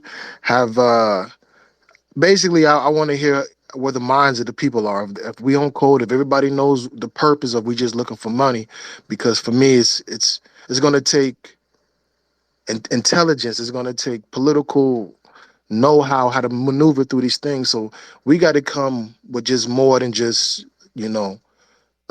gimme. We're going to have to work some angles with this thing, and pretty much that's all I really wanted to say. And I look forward to hearing what you got to say this later this week as well, Marcel. I'm the brother behind that interview you got coming up. So I wish you the best. I hope it turns out great. And if anything y'all can do to help me possibly get a little sound, what do you call it, a quick bite interview with RZA or somebody else, one of the other speakers, that'd be great as well. Uh, Thank you for your time. Thank you, Khalid. I cannot wait to see you there. I can't wait. Nikki, you dropped again, y'all. This been having all type of connectivity issues with this space. So last we have Arkansas. You go ahead. Then I'm gonna close it out because I really didn't expect to be in here that long. I hope y'all donated. Donation links are up there. The petitions are up there. I hope everyone's been contributing within your ability. And yet I know some of us could donate if we chose to, and we're just choosing not to. And I think that's very unfortunate because, like Sage said, I always say that we may not have a lot, we have a little, but quite a few of us do have a lot, respectively speaking. And we are choosing not to support while acting as if we're true supporters and we're truly for the movement. That's disgusting. Arkansas, you have it. Please unmute. Marcel, if I may add this, you just said Yeah, we don't have a lot, we have a little. But if a lot of us gave a little, what does that mean? we have a lot. Yep, Thank same you. thing I've always said. And some of us refuse to do it while at the same time putting on a facade that we're so for the movement. Arkansas, you have it. You have to unmute.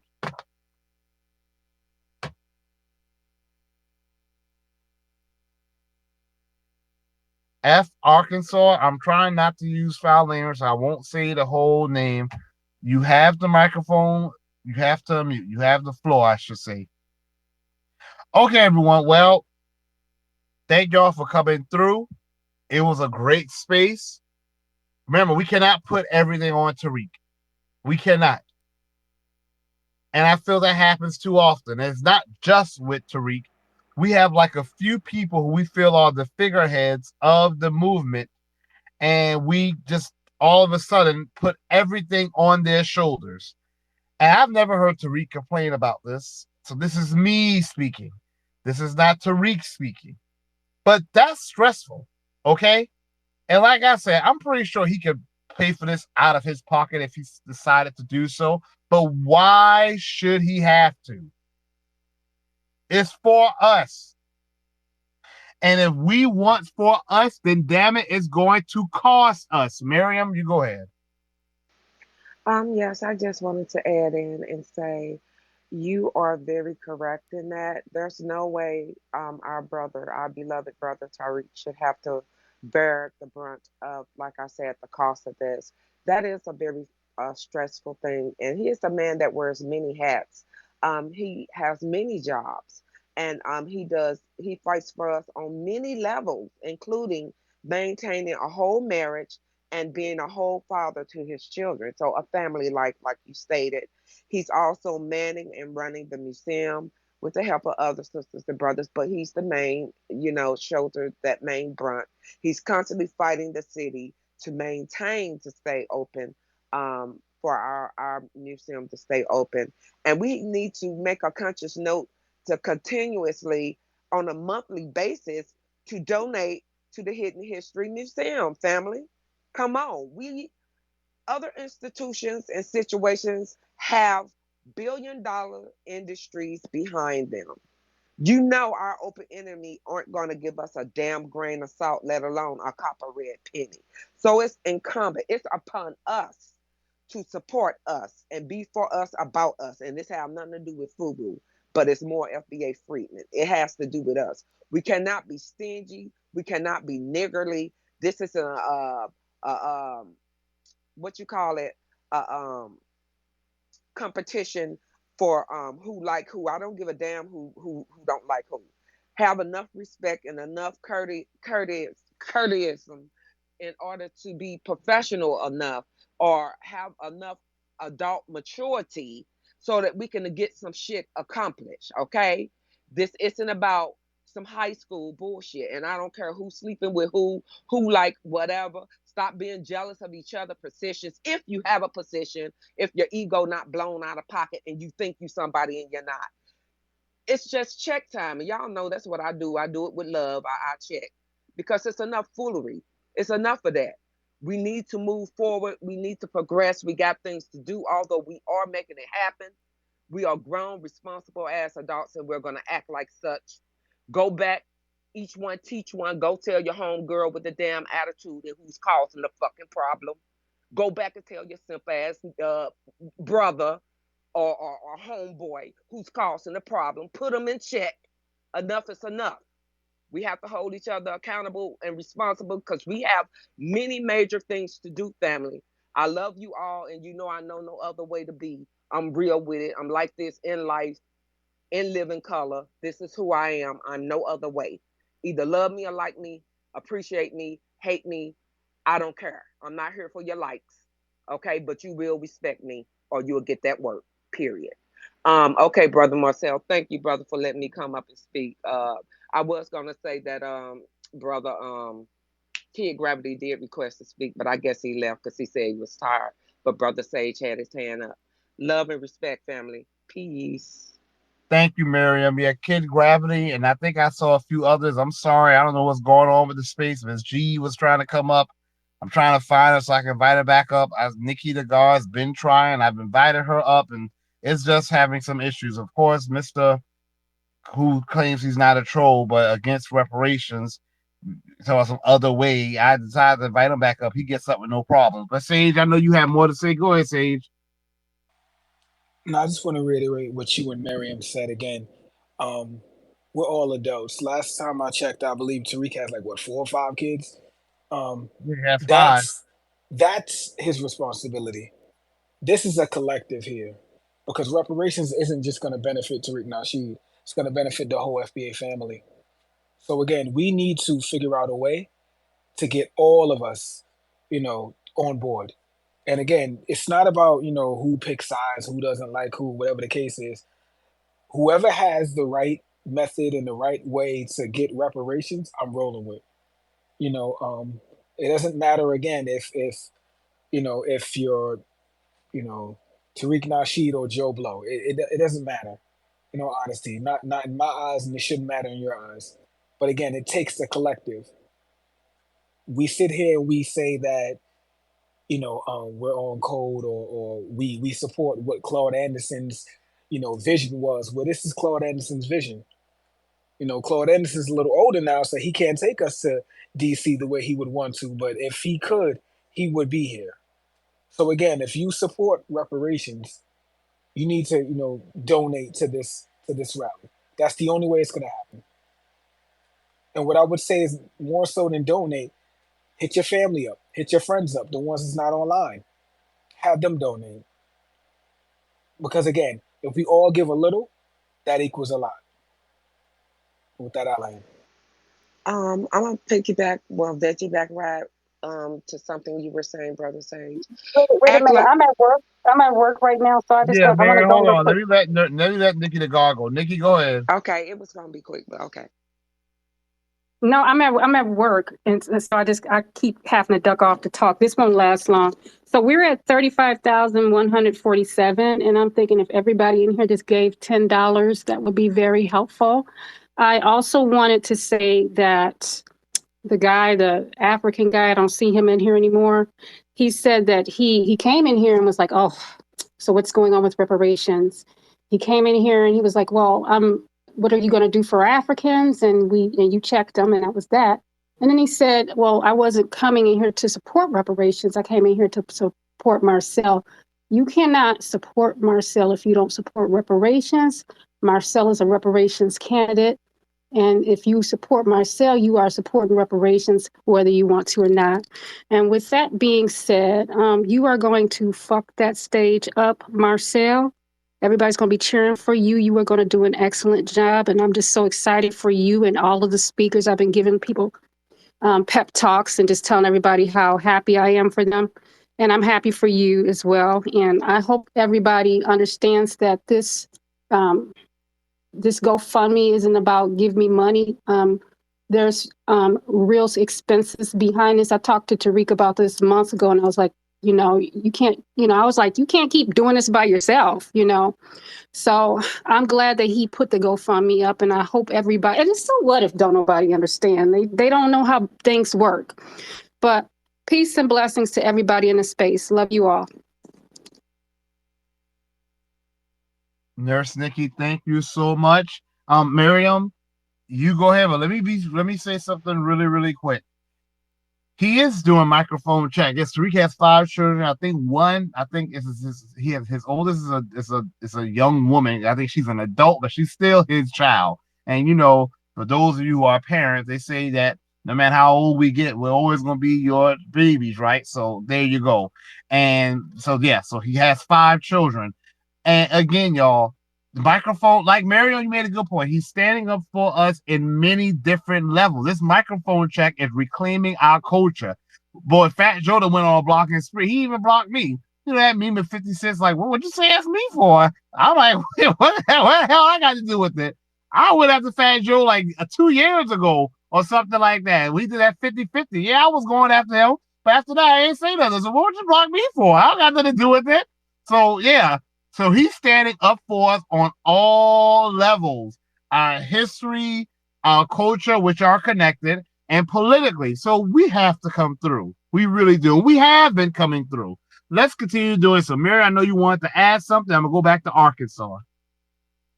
Thank you so much, beloved. So thank you, beautiful Nikki. Indeed, sister, that was much needed. Um, yeah, to what Brother Sage had said. Okay, what was it?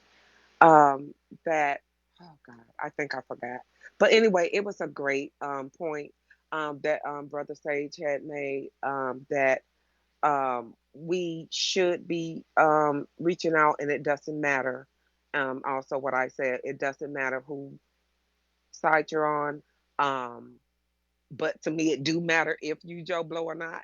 You got to be a certified, bona fide, qualified, vetted reparationist of the FBA, Freedman lineage. So I know that's what my brother meant.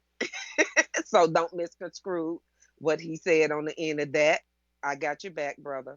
Um, but yes, indeed, I'll yield my time because I actually forgot the point. But thank you. It happens to all of us. Arkansas, y'all about to close it out. Arkansas, you have to unmute by pressing the microphone button. Yeah, look here, I gotta make it quick. I got a DoorDash delivery coming. Look, Okay. I don't like Tariq Nasheed, and he don't like me. He noticed my comment out of millions of followers he got and blocked me. Okay, good. I don't give a damn. But here's what I don't like. Apparently, uh, he's having problems with the black Hebrew Israelite on that square in D.C. And he said that his security had to deal with them. Well, I know he was lying. You know why? Because they've been on that square for a long time. The police can't even move them. So he said his security moved them. And I know that's BS. Hold on. Let's Well, just keep it on the fundraising part. And I can tell you, Arkansas, I was there and they really got loud during my speech. It even distracted me. If y'all watch my speech, you notice, and I'm not saying I don't make gaffes. I do make gaffes. I do sometimes forget my words, or I don't usually use notes, but I use an outline. And if you notice on my speech, I kind of lose my place. That's because those Hebrew Israelites are out there being so damn loud, and then they were interviewed talking trash about reparations.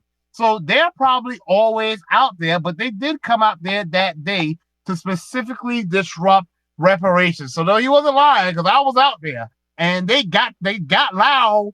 Of course they would when I went up there and threw me off.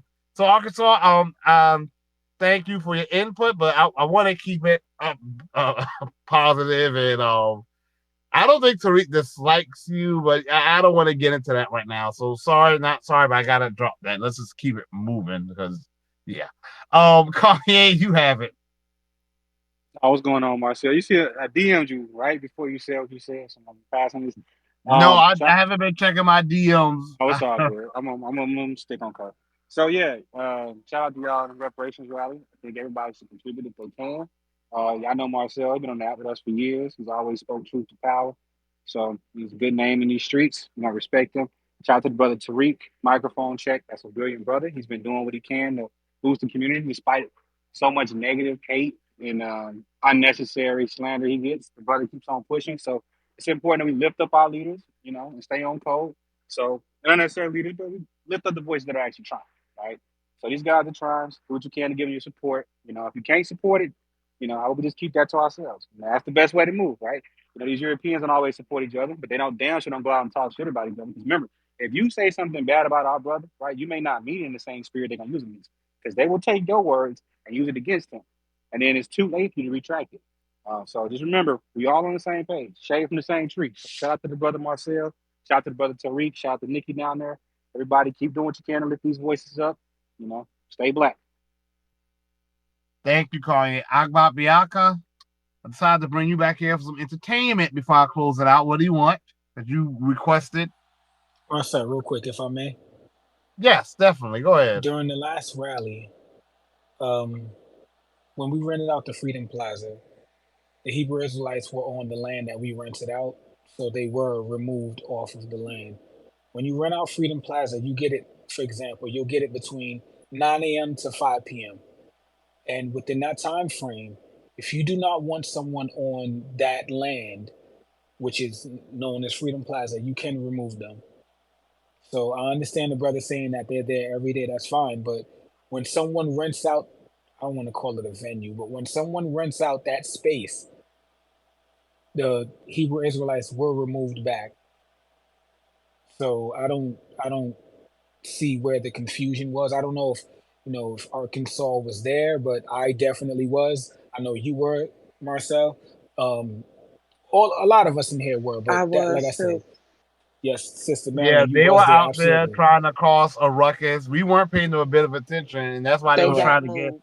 They were getting louder and louder because they were not getting a bit of attention. And then remember that weird white lady came out there talk about She some was Rika. interviewing people, right? Right. She went out there doing interviews. People really Yeah. didn't notice her while she was out there, but we saw her little broadcast later. She was like, Tariq, famous anti-white Tariq Nasheed, and she went straight to those idiots, those Hebrew Israelites, interviewed them, and they were saying all kinds of really weird stuff about reparations. It was weird. And Arkansas, I usually, I know you say I'm usually the person that responds to your tweets, but I want to keep this upbeat. I don't want to do no name dragging. Look, I want us to support Tariq because he supports us. Okay, he really does, and it costs. I don't know what people tell him. He grifts. Grifts? Are you kidding me? He will probably be making more money if he sold out in coon. That's the point I always make to people. If he was a coon and he was tap dancing and selling out, man, he'll be Bill Gates level rich. And Bill Gates isn't even that rich. He'll be No, Jeff keep this Bozo. shit real, bro. That think like a man that what's his name? Steve Harvey did? Bro, Uh Tariq huh. could have did that shit back in '08 and Sure got could have. Facts. millions of dollars. He could have got millions of dollars from doing that back in '08, bro. He chose not to go that route.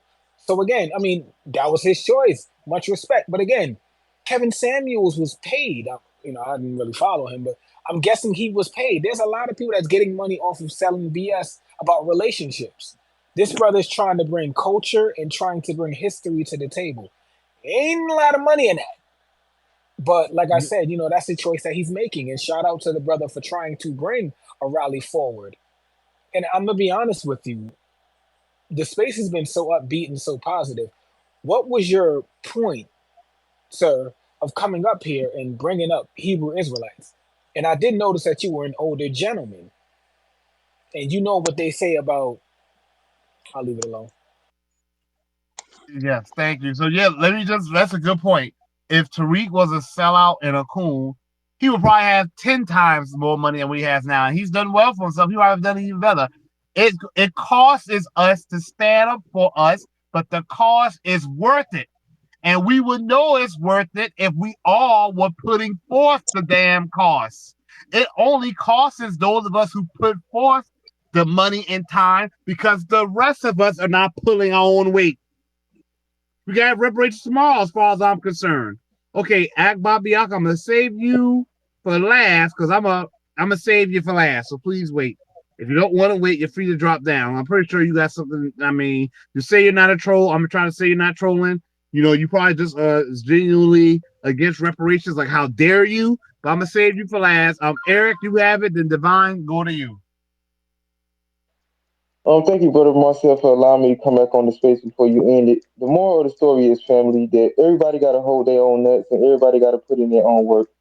When you have cowards out here on these Twitter spaces and in real life trying to mess up the plan for us to get reparations, it just goes to show you that they're too cowardly to handle their own business in their own countries. And not all people from the diaspora are like that. They separate themselves from these cowards. They spit at them in the streets. They laugh at them like little kids. It just goes to show you that if you have somebody that's younger from a different lineage that is more on code than a person that is 20, 30, 40, 50 plus years old, it just goes to show you that the mindset of some of these people from that lineage is ass backwards. And it just goes to show you that we got in the fight against these people that don't want us to get reparations. They show themselves every day by coming up here showing their ass and showing everything else to these other people in these countries. You've seen it in the Caribbean. You've seen it in the diaspora. You've seen it everywhere around the world. But once they come to America, they just want to pile up on us like a pile of trash. So the moral of the story is keep fighting for your reparations, just like we're going to keep fighting for everything we get over here in America. And I just want to say again, Marcel, keep doing your thing. Brother Sage, keep doing your thing. And I just want to say this to these trolls. Y'all keep doing y'all thing too, because we expose y'all every day. Y'all just giving us energy to put on YouTube to just to expose yourselves as the cowards and the punks that you are. I land my plane there. Thank you, Eric. Divine, you have it. What's going on, fam? Can you hear me okay? Loud and clear. Perfect, man. Shout out to you for this space.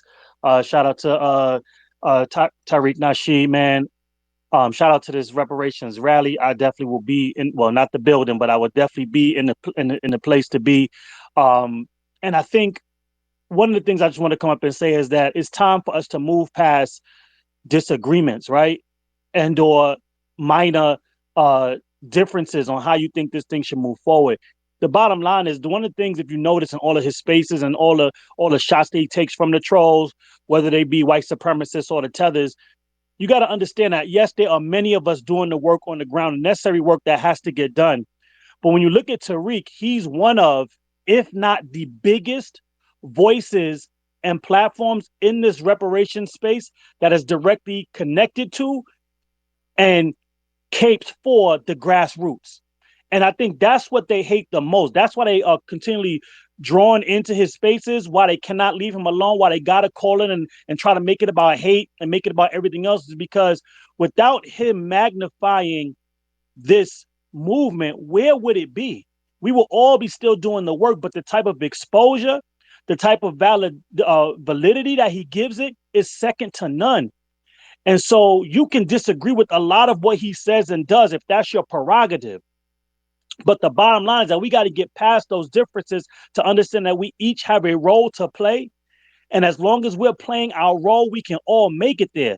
So cheer them on. Shit, there's a lot of stuff I do in New York that a lot of people don't agree with. Maybe some of it they do agree with. The bottom line is, and this I think is the most important part, the one thing that you'll never be able to say about me, even when I get it wrong, is that I got it wrong to harm our people. I got it wrong thinking I was doing something right to further our people. I will adjust and move forward. And we got to give each and every one of us that we know is doing the right thing for our lineage, for our people, for our justice claim, that same amount of grace. They might say something you don't like. They might do something you don't like with good intentions. But if you can get past that and see the bigger picture, we can move forward. Like when I got a chance to go to the microphone check premiere in New York, it was beautiful. It was not one person on that line that was doing any of the fuck shit. Everybody was there on one accord for the right reason. Even the people that wasn't of the lineage. I didn't get a chance to chop it up with the brother. I saw him. We got a chance to. We was about to speak, but the movie was about to start. But because of him, I got a chance to connect with Debbie D and others here in New York to further the movement. And so that's the power of plugging into these events, even if you don't like the person that's putting them on, plug in anyway, because you're going to find somebody you can vibe with, and then you're going to be able to play your role and move this movement forward. And the last thing I'll say is to the money. Granted, we already know the people going to do what they do and talk shit that don't know what they're talking about. But here on the ground in New York, just trying to do a little event, $50,000 ain't shit.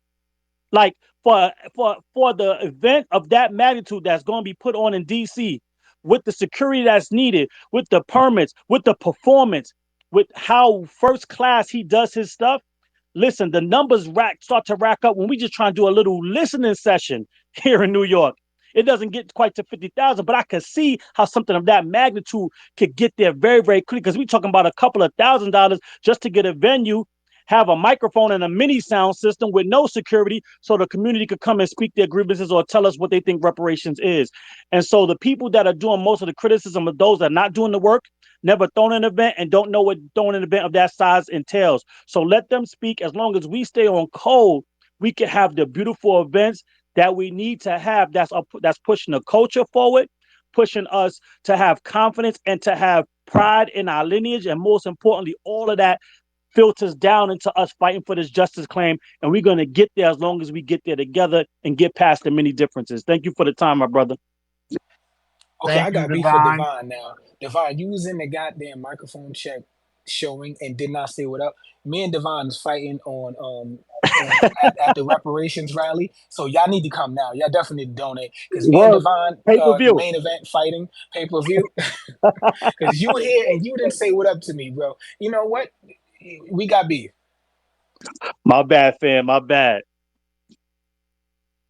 So that's one thing I always jealous of with not living. Well, I live in a small little swampy town, so there ain't nothing coming here. But I mean, things are coming here, but not the type of things I would like to attend. Always missing those kind of events. That's why I was asking Tariq. I mean, if he did it in South Carolina, I mean, Charleston ain't even black like it used to be. North Charleston is now. He brings it to North Charleston, yes. Charleston. I don't know. Maybe Columbia. But I told them at least Charlotte, maybe. Charlotte outside of Atlanta is probably the next major city of our region. I'm sure I'm probably skipping urban area, but because it would be nice just to have that energy, that high energy level, that people doing productive things for our culture. I would love that. And like Divine said, and y'all made that point earlier, I have done small events that have cost out thousands of dollars, just giving away hams and Cornish hens, and just finding a location outside, not even a building, just getting a little section in a park. Okay. I've done little town halls, cost thousands of dollars. This is not a lot. I'm sure he is spending way more than 50,000. Because notice he always says to offset the cost. He doesn't say to pay for the event. The event more likely is already paid for. He says to offset the cost. And I mean, I don't think any of us have this attitude. I haven't heard anyone express this attitude. Well, if he can pay for it, he needs to do it. But it would be selfish for us to think that way, that if he could afford it, then do it for the people. Well, if he can do things for the people, then damn it, so can we. I'm gonna let Miriam have the last word. So Miriam, let me go to Agba Biaka. Agba Biaka? Yes, so um, I had Nikki talking about what I said the other time. I just want to say I'm not in support of reparations, but I said I'm supporting. We've heard that. We got it. We got it. If you support me, I called you back up to say my donation link is in the jumbotron. Make a large donations. Yeah, I'm definitely donating, and I also lead a group of also Africans in diaspora, and if we could come together, we could like support you. And but if you say you don't want our support, just because in politics you don't always get 100% of everything you want. But if you see the person you're fighting anti-black racism, which is something that would definitely benefit us. So, but we could support you, for that cause and put in donations but we're not gonna support you. We're not gonna donate for reparations. But as a person, I just gone to your website. I like a lot of what I saw, but we're not for reparation, but we're going to support you as a candidate, as a congressman. But as for reparation, no. And you guys, we're not getting donations for that. Well, So that's Okay, good nice luck that with you okay. hear, that. Marcel. Hold on, no, stop. This is a troll. So Abba Bianca, do you feel better? I mean, you only said you're not for reparations like 17 damn times. I mean, we got it the first time. You feel better? Did you get that off your chest? And you asked me, oh boy, I think some of these the white supremacist troll types that usually find Tariq space. I don't know how. They usually don't bother me, but I think some of them have found my space. Let's see what's going on here because I don't know who these ones are. And I think it's a matter of time for they kind of find my space because they all kind of like they move in packs. So let's see what goes on. But how about Bianca? Well, You we put asked it me on what special donation for thing. you. We put it on donation for you, Marcel. We got you. We All right, got you for thank you. Congress. Thank you so Uh, much. And how yeah, about Bianca? I do have a special plan for the Africans. You know, repatriation. You don't support reparations, but I support repatriation. So, see, you get some, I get some. How about Bianca? Thank you. You take care. I'm trying to end this, but boy, saying it's never going to end. Boy, what's going on? Who? Gigi, you have it. I see some weird profiles up here. I already know what's there about. Gigi, you have it. Thank you. Yeah, I just want to say, I don't understand why Gigi, okay. these foreigners. You're going you're going in and out real bad, or it's me. So I don't know. I can't hear her either. It's her, and now Yeah, you can't Gigi, you're hear her. going out real bad. I'm gonna remove you, then try to come back up. Okay, boy, where do we begin? Drizzt. I'm not even gonna try to pronounce the last name, but Drizzt or Drizzt. My nigga, we can't hear you. Drizzt. Hey guys, hi. Sorry. Hello. You have the floor. Thank you. I appreciate that. I mean, if I really had the floor, then you would probably really listen to what I have to say, but you probably won't. Um, I've listened long enough to realize that you're kind of in a way, you're actually prejudiced against white people. Lord Jesus Christ. Okay, What maybe, can I say? maybe Hold on, stop.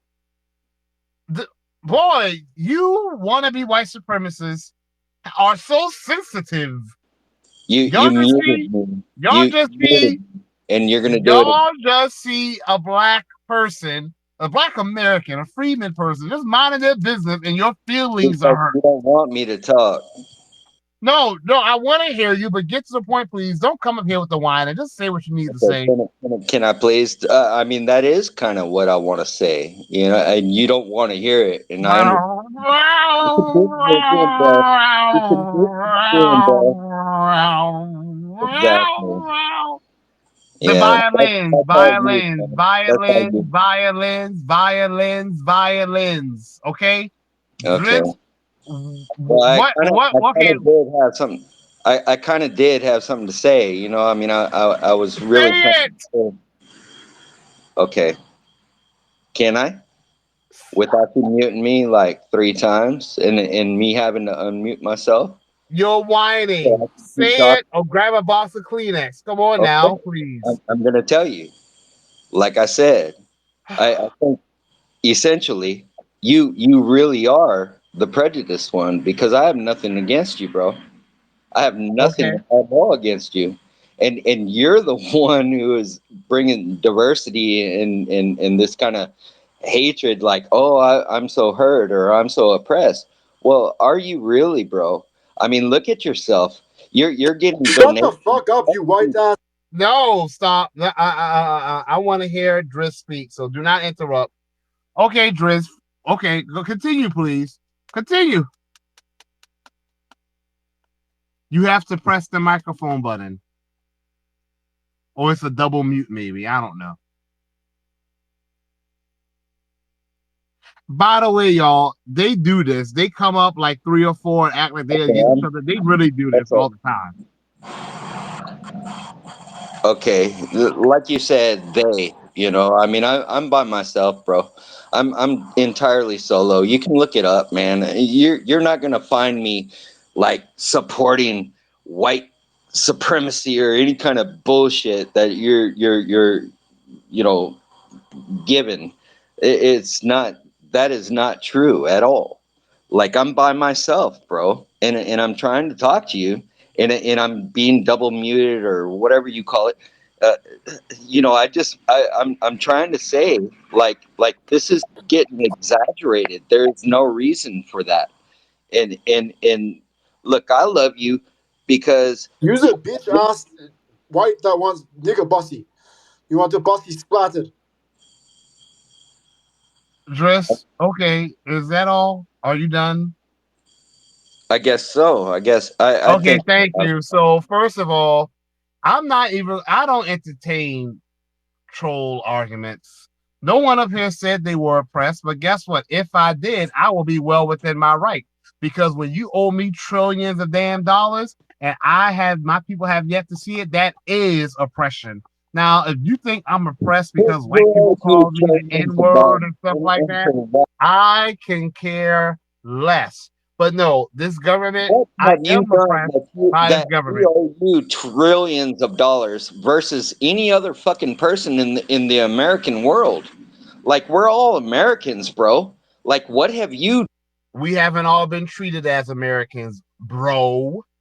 Because, see, while your people were able to amass some sort of wealth and pass it down, bro, my people would not get full equal treatment under this same government until the 1970s. So when you ask me what makes me different from any other American, my people are the only Americans who can tell such a history, bro.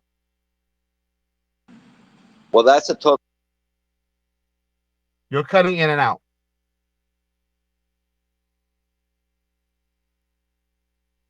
Driss?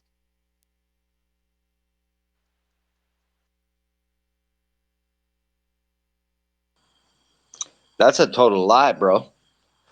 The Native Okay. Americans were the worst ones hurt. I mean, Native Americans started getting settlements in the 1800s, while at that time, Black Americans, freedmen, were getting massacred. Then in the 1920s, they got reparations. Then in the 1940s, then in the 1980s, and they're getting settlements now. They just received historic levels of funding. Not one penny has been paid to freedmen for chattel slavery, for Jim Crow, for redlining, for being excluded from the New Deal, the Labor Union Act, the GI Bill.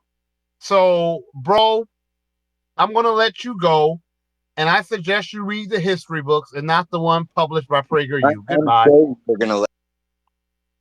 Okay, boy, it's a whole gamut of them up here or trying to get in. Okay, Gigi, you have it. Gigi, try it again, please.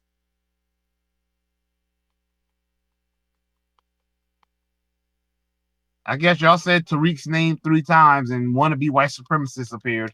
You say Tariq's name 3 times in a row, wannabe white supremacists appeared. Because boy, all it took was Divine mentioning that they like to come up on his stage, and here they came. They was a sword, whatever is the wannabe white supremacist signal, the bat signal, and here they came. Gigi, oh, Gigi dropped down. Let me. Well, sometimes they are fun. I can see why. Sometimes they are fun. Sometimes they're even funny. I don't think I'm not laughing with them, laughing at them. Okay, Base Neil, hello.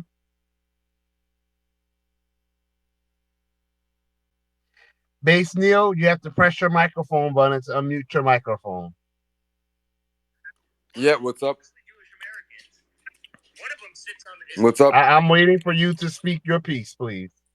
Yeah, Patrick Reeds, man. I always see you in these spaces, man. What's your He's stance been on dropped. He's been this dropped. He's reparations? been dropped. So you can talk to me now. Patrick? Okay, what's up, Marcel?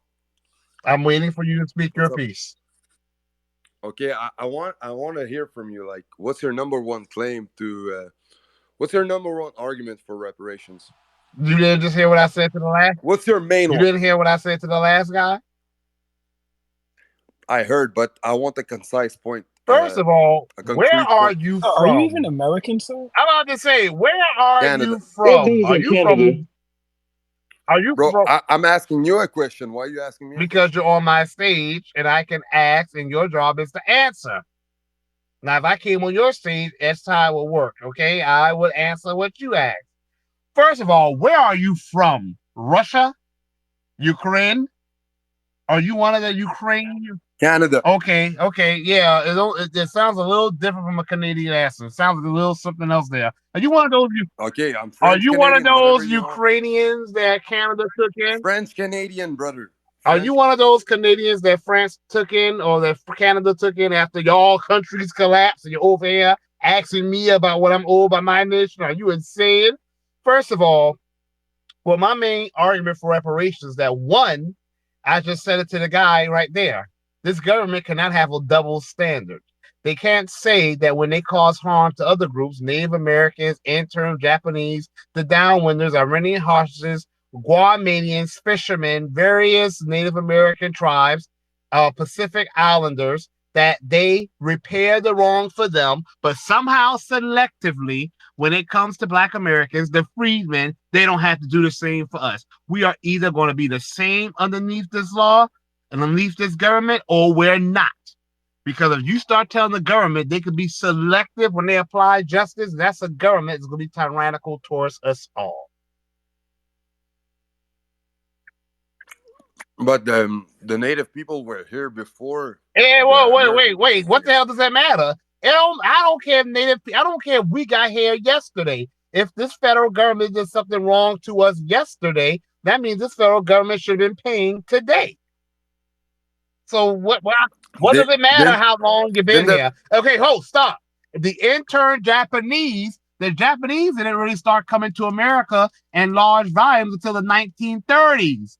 And then next decade, World War II happened. They were thrown in concentration camps. And what's not known is they had reparations done for them, my people. The Japanese, we know about reparations that was done in the 1980s. But did you know that California did on the state level some reparative justice, acts of justice for the Japanese long before it got to the federal level? And the Japanese were only here for a damn day. We have been here since the 1500s, before there was even British colonization, before it even became United States of America. We've been there since at least the damn 1500s. I'm not even getting into the whole we are indigenous discussion. I'm talking about since the 15 damn hundreds. Okay? And we built the nation that the Japanese How came to. how significant were these reparations to the Japanese people? It was very significant. Matter of fact, a study was done by interned Japanese, and their descendants are featured, and Holocaust survivors and their descendants are featured, saying how reparations has helped them economically. So, but guess what? I don't care if it didn't help them. Let us get our reparations and let it not help us. Let us have the opportunity for it to not help us. How about that? Didn't the how the FBA's didn't the FBA's get 4 acres and a mule back then? And No. no, first of all, we did not. Second of all, my home state of South Carolina is the only state where some land was dispersed. And if you studied American history, like you like to get in American business, specifically Black American business, you will know that the little bit of the acreage that were given out were eventually taken by anti-Black American Andrew Johnson and given back to the white Confederates who had just fought against America. So, any other questions? Well, then some of them were lost due to financial reasons as No, well, the white like they couldn't the maintain the white lane. enslavers are actually the ones who could not do a damn thing without the black people doing their work, and they're the ones who went into default on their land. And then the Freedmen's Bureau actually helped some of the black families purchase land that should have been given to them free of charge. But they helped us to purchase the land that the white enslavers defaulted on because they realized without the black people doing all the work for them, they didn't know how to do a damn thing. So, next question. You need to come to my I heard class. of No, you know what? I have I an heard of idea. You need to come to my middle school humanities class. I can break all of this down for you. Hell, my fourth grade social studies lesson, I'll break all of this down.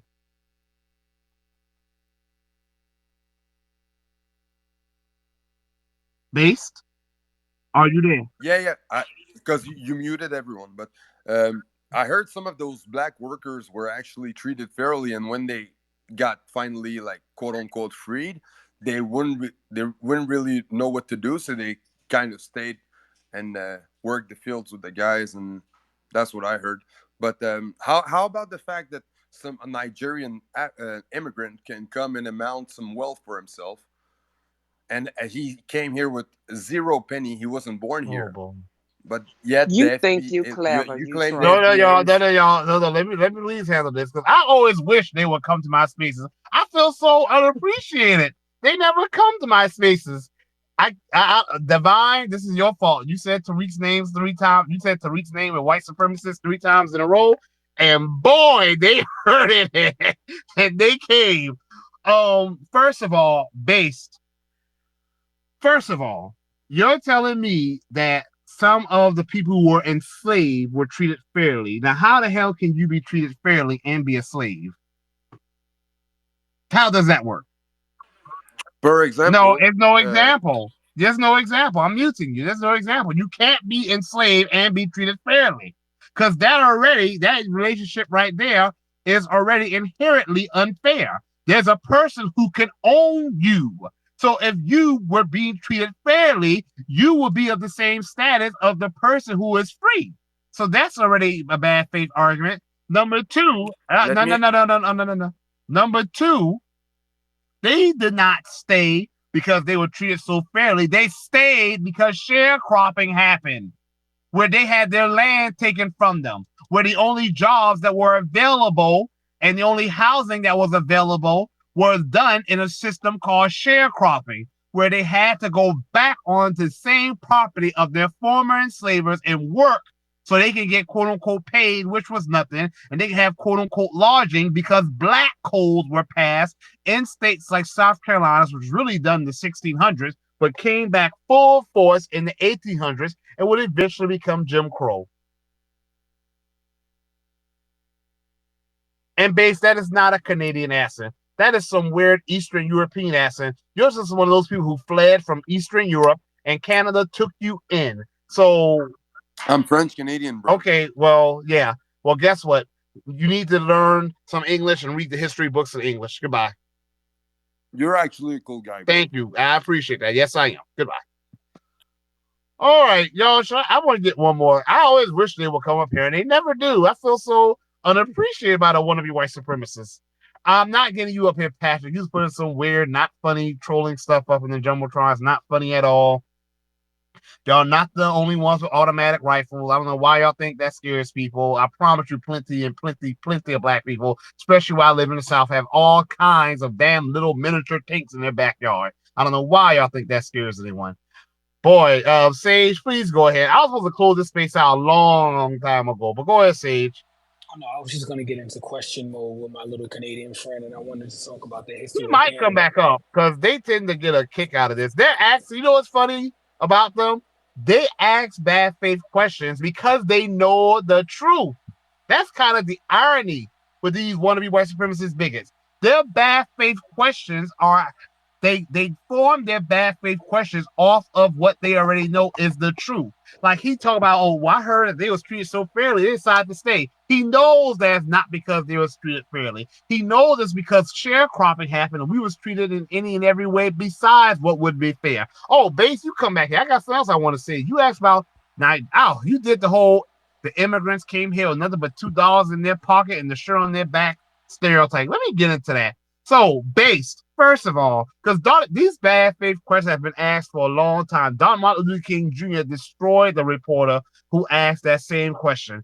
Tell me what other group came here, enslaved, went through systemic torture, systemic bondage, where the whole federal government came up with laws to enslave them, and really, even after slavery ended, then went through genocidal, violent, government-sanctioned terrorism discrimination that will not end. We like to say it to the 1960s, but it technically will not be recognized by all states because, of course, South Carolina, being one of those states, would not recognize it until after some local challenges until the 1970s.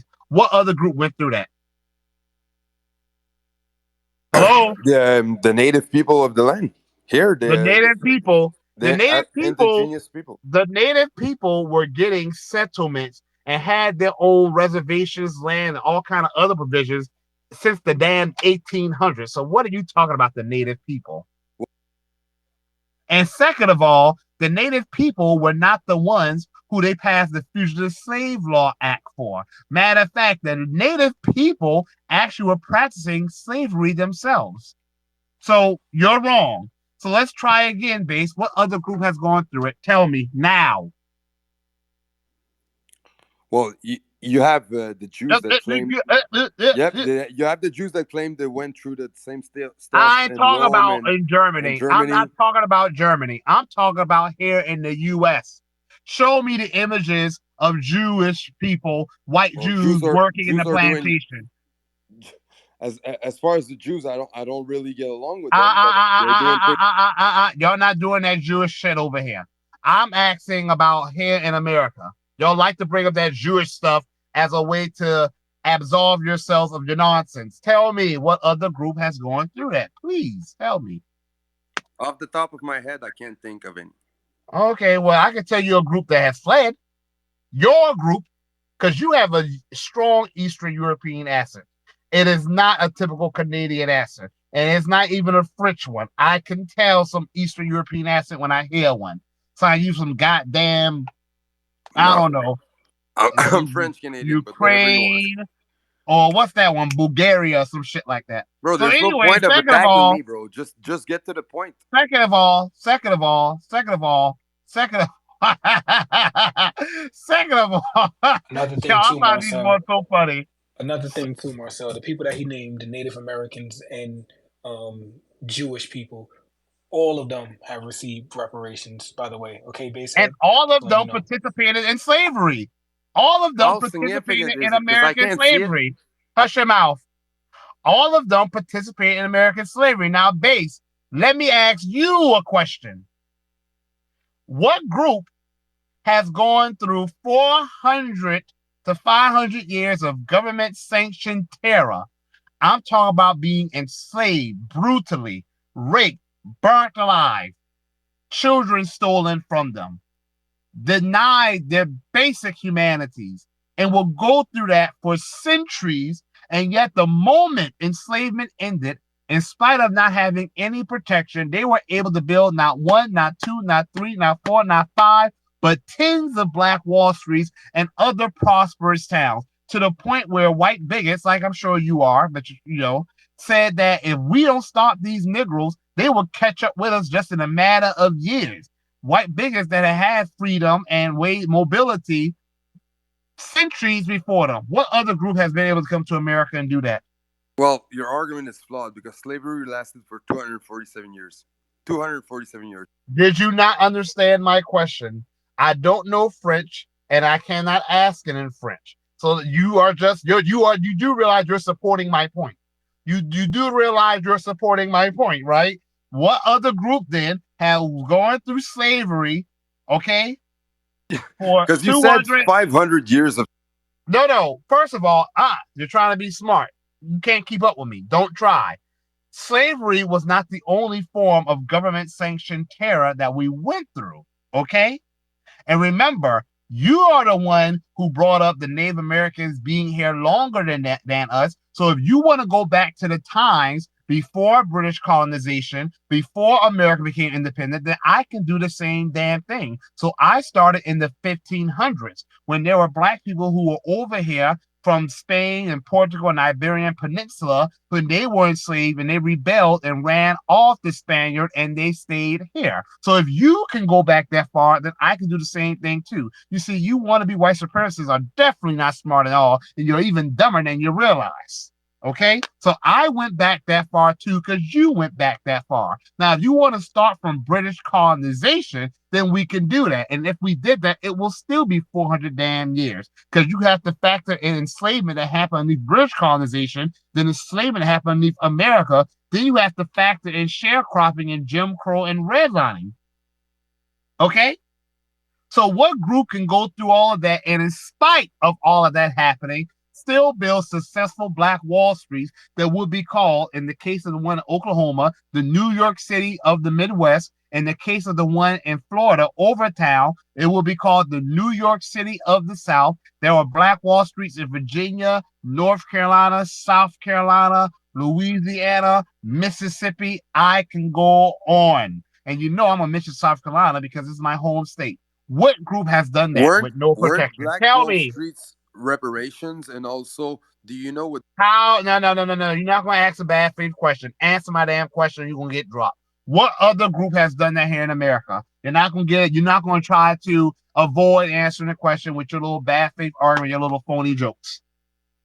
Because you're not provoking me, by the way. You're really not. I'm do. So what other group has done that? Has done what? Okay. See you later, based. All right. Oh, Sage, you wanted to ask some questions. I keep forgetting. I'm sorry. No, you good. You good. He wouldn't be able to answer these questions anyway. I'm about to say But he's gonna resort to bad faith questions, thinking they're funny. They're not funny at all. Thinking they're correct. provoking someone. They're not. I actually get a kick out of breaking them down intellectually. And people bring They up the think Native American argument. You do realize the Native Americans fought against the creation of the United States of America. So exactly. the fact that you feel like they're owed something, that doesn't make sense, sir. And you're supposedly from Canada, right? Are you going to give Canadians the natives that were in Canada before the white people arrived from Britain? Are you going to give them back that land, sir? Again, Yeah, because you have energy for us, but I'm sorry. Go ahead, brother. the First Nation, as the indigenous people are called in Canada, yeah, they will love for them for especially the French Canadians get the hell out. They would definitely love that. All right, panties. I haven't heard from you. Different. I'm trying to bring you up. Hey, brother. I just want to ask a quick question. I just wanted to know how realistic is it for the CBC to be dissolved and for a Freedman caucus to replace it? Thank you very much, brother. Well, that's always been my plan. Now, dissolving the Congressional Black Caucus, you're not, because coons always have to go somewhere to socialize. Because coons are social creatures. Okay, they're social creatures, and they're always going to need a place where they can congregate. Coons are very gregarious animals. That's why if a coon finds a food source, Like, when I was a kid and we used to go to this Pizza Hut in Beaufort, South Carolina, when we would leave, we would always see a bunch of coons right there in the garbage bin together. So coons are social creatures. So dissolving the Congressional Black Caucus is probably not going to happen. I'm not interested in dissolving them. I am interested in doing what you asked about the latter half of your question, starting a Freedmen Caucus. When I get elected, will not join the Congressional Black Caucus. I will not. And people may think calling them that name is a little harsh. That's exactly what they are, and they deserve it. So thank you for that. Thank you, Eric, brother. you're welcome. Eric, Thank you, brother Marcel. Third time's the charm. I'm back up in the building. The moral of the story is these idiots are not smarter than a fifth grader. Their brain cells are lackluster, just like their credit scores. This just goes to show you that these idiots don't have nothing to bring to the table. That's why these punks come into our Twitter spaces all the time. And I'm the type of person I don't like going into all these Twitter spaces. I just stick to real people who do real things, unlike these people who only suck on meth pipes all day and just try to do stuff to kids allegedly. But this just goes to show you that idiots like this don't bring nothing to the table. You give these retards the talking points and you try to give them the facts, but it just go over their head, man. These dudes will do the opposite of accelerating at a green light and just stopping at, the opposite of a red light. They'll do the same thing over and over again. It's like opposite day with some of these people. They put their left foot on their right foot and their right foot on their left foot. So the moral of the story is just keep doing your thing, giving them facts, and just keep dropping bombs on them. Thank you. thank you, Eric. Patrick, you're not coming up here. Your jokes aren't even funny. There indeed are some wannabe white supremacists who are indeed funny. You're not. You're doing some weird jokes about, I guess, speaking what you call Ebonics and talking about Nigerian child soldiers, showing you are so out of touch with us. Because what the hell do Nigerian child soldiers have to do with us as freedmen, Black Americans, who are the sons of the emancipated? Not a damn thing. Okay, so you stay there. Someone mentioned a point. Divine, you mentioned a thing about us not liking each other, how we got to get over it. We really damn do. Right now, I have a petition from United Sons and Daughters of Freedmen. It can some people have an obsession with Naheem, and I know some people know that's Naheem's thing, and some people probably won't sign it. And look, y'all, I know when I hear a study, I shivers go through my damn body. Okay, I get it. But at the executive level, that is something that Slow Joe Crow Biden can do right now without congressional approval. So why not put pressure on his senile, Jim Crow, anti-black, flea-faced, drug-addicted son raising ass to do it? Okay. Right now, Slow Joe Crow Biden could bring back the Freedmen's Bill. Let's put as much pressure on him about reparations as we possibly can. Pressure is on us every single day of our life. Put some of that pressure back on him. So if you can sign that petition, please do. I know some of you call yourself not liking Tariq for whatever reason. That's always a weird thing. Because half time when I ask some of you why don't you like Tariq, which I never really ask, when you all ask why you don't like Tariq, some of you can't even give a full answer. Oh, he's a grifter. He's a grifter. He's a grifter. Y'all just call everybody a grifter. But the fact is, Rally for Reparations, it is going to be, I can say this definitively because it has been, it is the largest rally specifically focused on reparations. And I promise you, people are going to be looking. Right here in this space, we've already gotten a taste of our arch enemies. We've gotten tethers, okay? A tether refers to a black immigrant who is anti-freeman. Now, Abba Bianca claims that he's not anti-black American and claims that he's not anti-freedmen, but if you're anti-reparations, you are anti-freedmen. And I'm waiting for this donation he claims he's going to make. You know it's never going to come through. He's just being a troll. So we got tethers, all right? We got the wannabe white supremacists. We got them. You see what I mean? If not us, then it will be no one. It'll be no one. And here's the thing. You have white people who are absolutely not bigots. Matter of fact, I know a lot of white people who can't stand the wannabe white supremacists. But those white people are not going to stand up. What I have to explain to those white people, hating them is not enough. You have to actively work against them. And that's the thing that some of them are not willing to do. The only thing we haven't had up here thus far are coons. Now, a tether is a coon, but a coon is just a freedman, a person who is really of our lineage and status, but they work against us. So we haven't had one of those show up yet. They're not going to come up here because they know they'll get a torn. Because I have even less. I have with them. I don't get the wannabe white supremacists. They don't impact me. Tethers don't even impact me. I can go at them and be good. But a coon, damn, I can't deal with that. Gloves really come off with them. So anyway, y'all, if not us, it will be no one. I did not expect to be up here so damn long. I appreciate everyone for coming through. Patrick, you're not funny. You came up here with your little your little slurs and stuff like that. That doesn't provoke us. It has no impact on us. I mean, y'all don't have the power you think you have, and your power is dwindling. Okay? Hatred is causing even good white people to go extinct, unfortunately. The non Hispanic white population has dropped by 19-20%, or is it 29%? But it's dropped, and it's dropped precipitously low. If it wasn't for Hispanics coming over and claiming white, and by the way, a lot of those white Hispanics, Patrick, they don't look like you. They look like me. They look like Sage. They look like Miriam. They look like Divine. Okay, there was a study done. Millions of black Hispanics or Afro Latinos are classifying themselves as white. So if it wasn't for these Hispanics, a lot of them who do not look like you, fat hell, almost none of them do, unless you consider people from Argentina and Uruguay.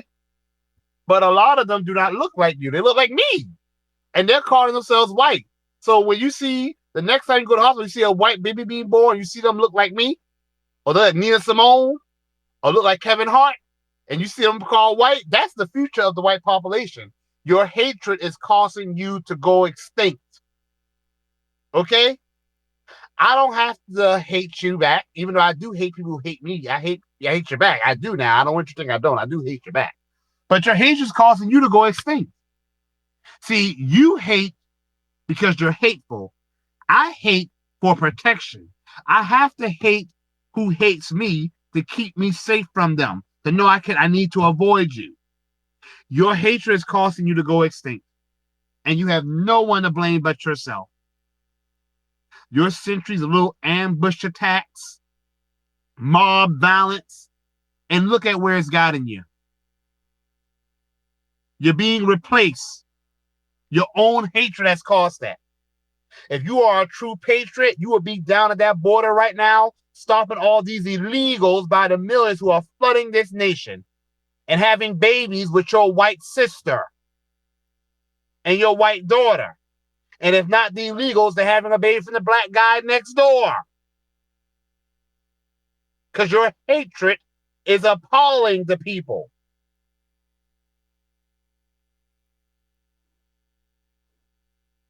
It's hurting you. It's killing you. It's causing you to go extinct.